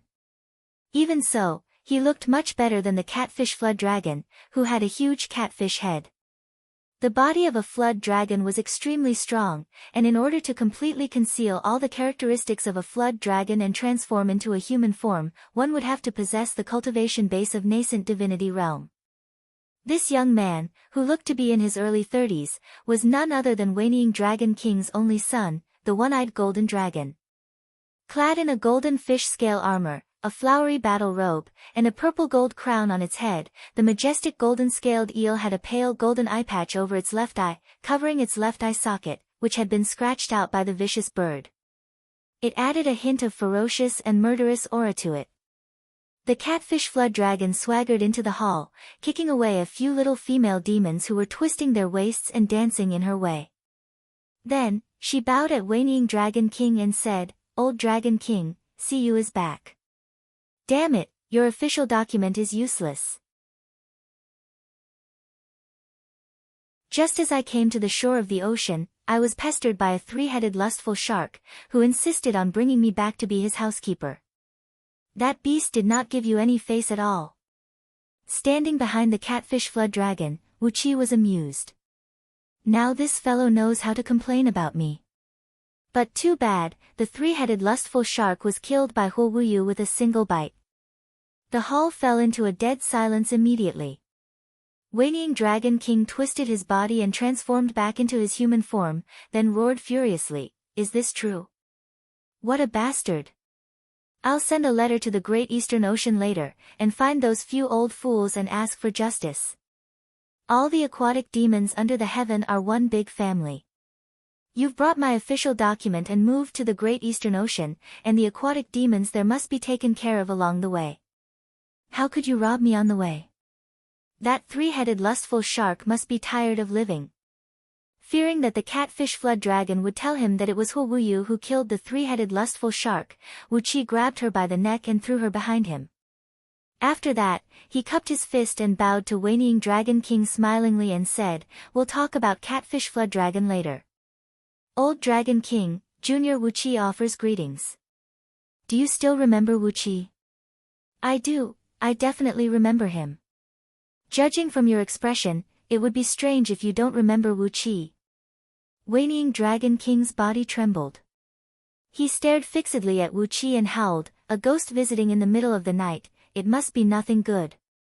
My boys, throw Wu Qi out of here, and shut the door. Don't let him come in again. Don't think that I'll help you deal with Yingzheng again. Last time, he was the one who bullied us, but this time, he did not provoke me. My boys had suffered a great loss last time, and I don't have the mood to fight him again."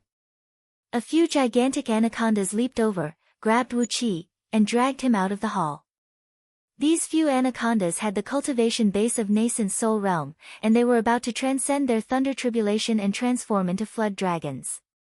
With just a swing of their arms, they could exert a strength of several million kilograms. With the strength of Wu Qi's corporeal body, there was no way he could fight against these demons who were born with incredible strength. He was picked up like a chicken, and was quickly dragged to the entrance of the hall. Wu Qi cried out hastily, "Old Dragon King, I have a way to restore your son's eyes." The few anacondas were taken aback, and stopped what they were doing. Waiting Dragon King leaped to his feet and fixed his eyes on Wu Qi. A bright gleam shot out from Lord Xianqing's single eye as he crushed the white jade wine goblet. The great hall fell into a dead silence. All the great demons had risen to their feet, their eyes fixed on Wu Qi. Clearing his throat, Waiting Dragon King clasped his hands behind his back and walked slowly before Wu Qi. He nodded his head and said with a strange smile on his face, "Little guy, those who tease me will always be eaten by me. TSK, although we have a little friendship, and I won't really eat you, I don't mind chopping off your 5 limbs and making them into soup. It will greatly nourish my energy." 5 limbs? In his mind, Wu Qi cursed the old bastard who did not cultivate his cultivation. With a shake of his body, he broke away from the few anacondas, tilted his head up and said with a cold grin, "Since I dare to say such words, I naturally have my own confidence. But let me make it clear first, it will cost me a lot to restore Lord Xianqing's eyes. I want you to remind all the great demons in Longyuan River to raise a great flood and drown the Qin army's campsite. This is my mission for coming here. Apart from that, there are other conditions as well." Waiting Dragon King did not pay any attention to what other conditions Wu Qi had. He pondered for a while, then nodded and said, "Just raising a great flood, simple. In short, as long as that damn cauldron is still in Yingzheng's hand, the aquatic clans of Longyuan River will not be able to fight head-on with the Qin army." Wu Qi nodded and said, "That's settled then. The military order I received is only to harass the Qin army, to create as much trouble as possible for them. I'm not allowed to suppress the main force of the Qin army. I just need a great flood, a flood that can drown the entire Great Dream Marsh. It will be even better if the flood can be accompanied by some hailstones, lightning bolts, and thunderbolts." Lord Xianqing rose to his feet slowly and said with a deep voice, "It is an easy task. Hailstones, lightning bolts, and thunderbolts are the innate abilities of the Flood Dragon clan. I can use some venomous pythons and strange beasts, and I can even hide some deadly poisons in the flood. It will be more than enough to create a great trouble for the Qin army." Waiting Dragon King twitched his lips and gave his only beloved son a fierce glare. "You are so young and inexperienced. Why didn't you ask for more conditions and just agreed to it?" Wu Qi chuckled, then turned to Waiting Dragon King and said, "Since Lord Xianqing has said so, then it's settled. We'll heal Lord Xianqing's eye later, and after that, we'll raise the great flood immediately. But, like I said, it will cost too much to heal Lord Xianqing's eye, and I still want some other insignificant compensation." Waiting Dragon King took a few steps back and covered Lord Xianqing's mouth, who was about to open his mouth. He stared at Wu Qi with vigilance and asked, "What compensation do you want?" "I'm very poor here, and I don't have any treasures for you to loot." Wu Qi laughed dryly and said, "Nothing much. Just give me about 8 to 10,000 of those scales left behind by the old Dragon King." All the aquatic demons in the Grand Hall, including Chi-Chi, gasped, while Waiting Dragon King howled furiously.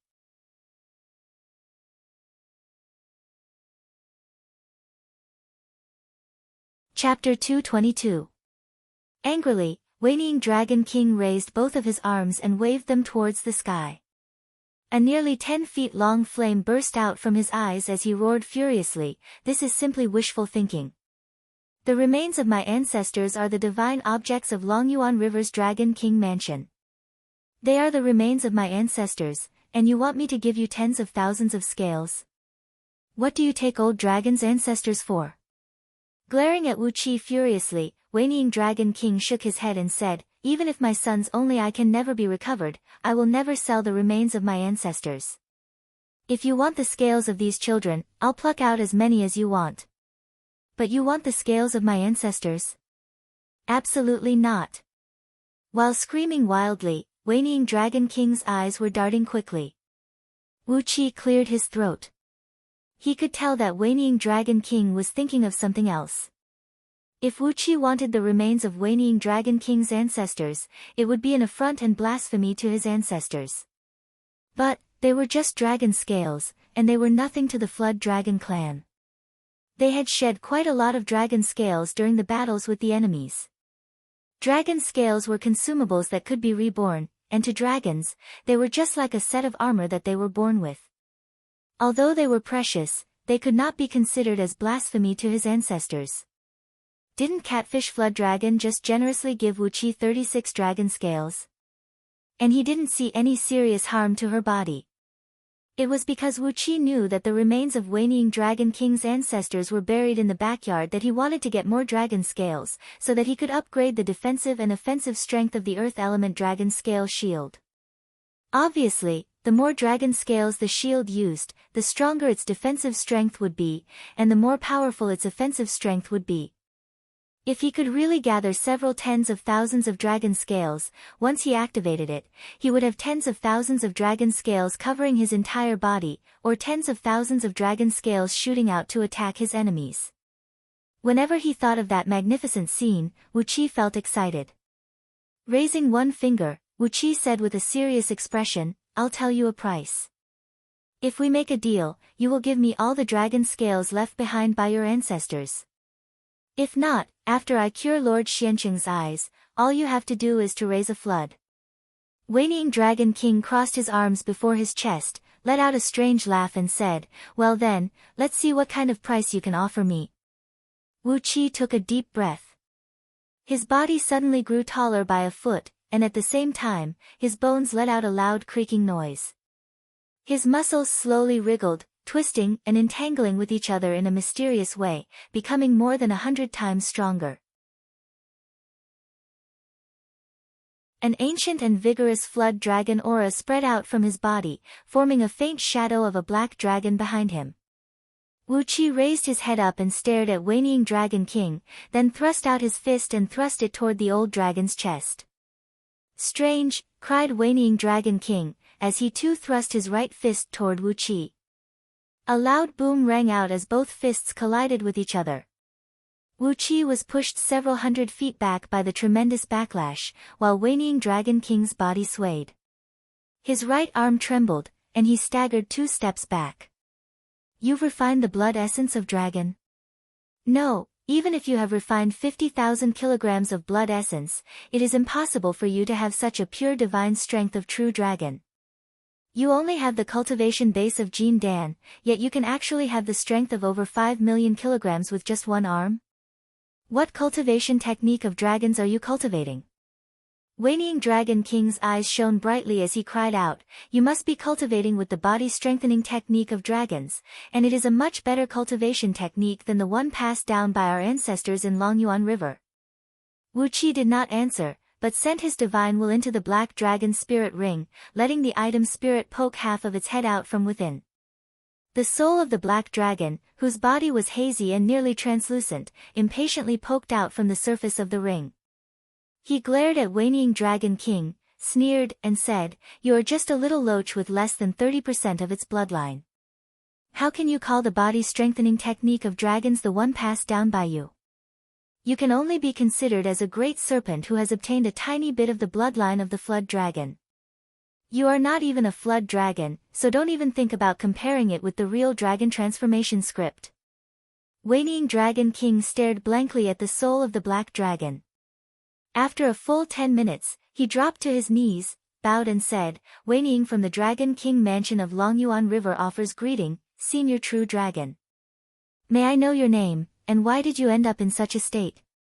The soul of the black dragon stiffened, snorted coldly, and dashed back into the black dragon's spirit ring, refusing to show his face again. Wu Qi looked at Wei Dragon King with a smile on his face and said indifferently, "I don't care what his name is, he is just a thread of soul now. However, his true form is that of a true dragon of the celestial immortal realm. His cultivation base isn't that high, but his bloodline is incomparably pure. He is the descendant of a true primordial divine dragon. What he passed down to me is the dragon transformation script cultivated by a true primordial divine dragon." Shaking his head, Wu Qi breathed out a long sigh and said, "What a pity, what a pity." As a human body, I can only obtain 80% of the benefits from cultivating the dragon transformation script, and the most exquisite 20% is something that I can never obtain. But, if a flood dragon who possesses the bloodline of dragons were to cultivate the dragon transformation script. TSK. It is said that the dragon transformation script can purify the bloodline of dragons, allowing a flood dragon to possess the body of a true dragon before he ascends to the immortal realm. From the corner of his eyes, Wu Qi looked at Wei Dragon King, who slowly rose to his feet, his body trembling, and Lord Xiansheng, who had his single eye glowing brightly and kept licking his lips, as well as the dozens of great demons from the family of flood dragons in the hall, who were so excited that they nearly cried out aloud. With an indifferent tone, Wu Qi said, "After spending several thousand years of painstaking effort to cultivate the body of a true dragon, the so-called heaven immortal thunder tribulation is just a joke. Thunder tribulation can kill and injure flood dragons, but for a true dragon who is born with the ability to control the power of thunder, it is nothing." Dragon transformation script. Wei Dragon King said word by word, "In the inheritance of my bloodline, there is a name called Dragon Transformation Script. It is a mystic technique that only those who possess the bloodline of dragons can inherit. It can purify the bloodline of dragons, form the Dharma body of true dragon, and when cultivated to the highest realm, one can grow into an ancient divine dragon who can travel across the 9 heavens. I can't believe you are cultivating the Dragon Transformation Script." With a deep voice, Wu Qi said, "I can teach the Dragon Transformation Script to all the flood dragons in Longyuan River, but all of you must swear an oath that apart from the flood dragons in Longyuan River, no one else is allowed to know the Dragon Transformation Script. Furthermore, I've only obtained a part of the cultivation technique. It will not be a problem for you to form the body of a true dragon, form the bloodline of a true dragon, transcend the thunder tribulation, and ascend to the immortal world. As for the following cultivation technique." Knocking on the black dragon's spirit ring, Wu Qi spread his palms, smiled bitterly, and said, "You've seen it for yourself." He could barely form his soul. Many years ago, he was severely injured, and his soul was severely damaged by someone. As a result, a large part of his memory has been lost, and he can no longer remember the complete cultivation technique of the Dragon Transformation Script. Shaking his head and sighing, Wu Qi continued with a serious expression, "But, as long as you can form the body of a true dragon and ascend to the immortal world, you can find the Patriarch of Dragons in the future. With the bloodline of a true dragon, it will be very easy for you to obtain the complete inheritance of the Dragon Transformation Script." After being tortured by Wu Qi using the divine flame of order, the black dragon's soul was severely damaged and nearly collapsed. Therefore, it had indeed suffered a severe injury. Wei Dragon King had no idea that it was Wu Qi who had turned the black dragon's soul into this state. Looking at the nearly translucent black dragon's soul, he nodded his head in agreement. As a noble true dragon, if he was not severely wounded, how could he allow himself to be refined into an item spirit? It was reasonable that Wu Qi did not obtain the complete cultivation technique of the Dragon Transformation Script. As long as he could form the body of a true dragon in the mortal world and purify the bloodline of dragons, nothing else mattered. Just like what Wu Qi said, as long as he could form the body of a true dragon in the mortal world, he would be able to transcend the heavenly tribulation smoothly. As long as he could find the patriarch of dragons after he ascended to the immortal world, with his pure bloodline of dragons, he would be able to obtain the inheritance of the dragon transformation script. Initially, Waning Dragon King did not have the confidence to transcend the final heaven immortal thunder tribulation. But, as long as he had the dragon transformation script, even if he had to use his prime blood essence to suppress the aura of dragon origin, he could still delay the heaven immortal thunder tribulation for several thousand years. Reaching out his right hand, Waning Dragon King nodded his head and said, "Young man, you win. I can't let you touch the dragon bones and skin left behind by my ancestors, but I can give you all the dragon scales. On top of that, all of us will swear an oath with our prime nascent divinity that apart from the flood dragons of Longyuan River, no one will be able to obtain the cultivation technique of the dragon transformation script. Also, everything that happened in the Grand Hall today will never be leaked out." A loud boom was heard coming from the spot where Waning Dragon King's heart was located. His heart was beating vigorously, like a high-powered water pump, sending a huge amount of blood to every part of his body. Even Wu Qi could hear his heartbeat, which proved that the old Dragon King was very excited, very excited. According to the Black Dragon Soul, although Waning Dragon King was a formidable flood dragon of peak stage nascent divinity realm, he only possessed 30% of flood dragon bloodline. He could not even be considered as a real flood dragon, let alone be compared with a real dragon. It was not hard to imagine that when comparing the body-strengthening technique of Longyuan River with the dragon transformation script that only a real dragon could cultivate, it was like comparing a piece of dog shit to a fine jade. With the dragon transformation script, the overall strength of the flood dragons of Longyuan River would definitely grow tremendously, and they would never have to worry about the heaven immortal thunder tribulation again in the future. Wu Qi reached out his hand and held Waning Dragon King's hand, smiled and said, "Old Dragon King, please go ahead and get the dragon scales first. I'll heal Lord Xianqing's eyes first, then I'll teach the dragon transformation script to you." Everyone better hurry up. I have a military order with me, which states that I have to start harassing the Qin army in 6 hours. It has been more than 2 hours now. Waning Dragon King hastily gave out the order, asking all the great demons in the Grand Hall to swear an oath. As for those little demons and female demons, not only did they have to swear an oath with their souls, Waning Dragon King had even used a mystic technique to erase all their memories. With that, it was truly a foolproof plan. After that, Waning Dragon King ordered someone to prepare a quiet room for Wu Qi, while he brought a few great demons and rushed to the backyard. Inside the quiet room, Wu Qi used the drunken dragon incense to knock Lord Xianqing out, then summoned the chariot of 8 horses. He sat on the chariot of 8 horses, fusing his divine will into the chariot, activating the enormous energy of virtue gathered on the chariot, and drawing out the faith of countless common people in the chariot. Under Wu Qi's control, the power of faith transformed into a golden stream and injected into Lord Xianqing's body, then into his left eye. The power of faith from the common people was one of the most magical forces under the heaven, capable of breaking through time and space, and creating all kinds of miracles. Wu Qi had only used a tiny thread of willpower in the chariot of 8 horses, and he had already made Lord Xianqing's eye, which was dug out when he was young, grow back and recover quickly. He put away the chariot of 8 horses and woke Lord Xianqing up with the antidote. His eyes were flickering with a bright gleam as he looked around blankly. After that, he cupped his fist and gave Wu Qi a deep bow soundlessly and said, "Brother Wu Qi, there's nothing I can do to repay your great kindness. From now on, we are brothers." Wu Qi smiled and cupped his fist in return. Lord Xianqing was a man worthy to be friends with, at least better than that cunning father of his. When he walked out of the quiet room, Waning Dragon King had already moved all the dragon scales left behind by his ancestors into the Grand Hall. Wu Qi did a quick count and found that there were over 30,000 dragon scales in perfect condition, just enough to form a small-scale universal stars formation on the Earth element dragon scale shield. As for the rest of the dragon scales, they were either shattered by the heavenly thunderbolts, or burned by the tribulation flame, and could no longer be used.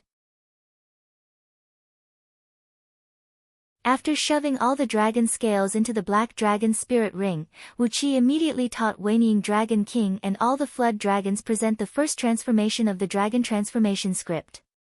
15 minutes later, the water level of Longyuan River rose 10,000 feet, and the loud noise of the waves could be heard clearly from 10,000 miles away. You're tuning in to the Blissful Bookshelf YouTube channel.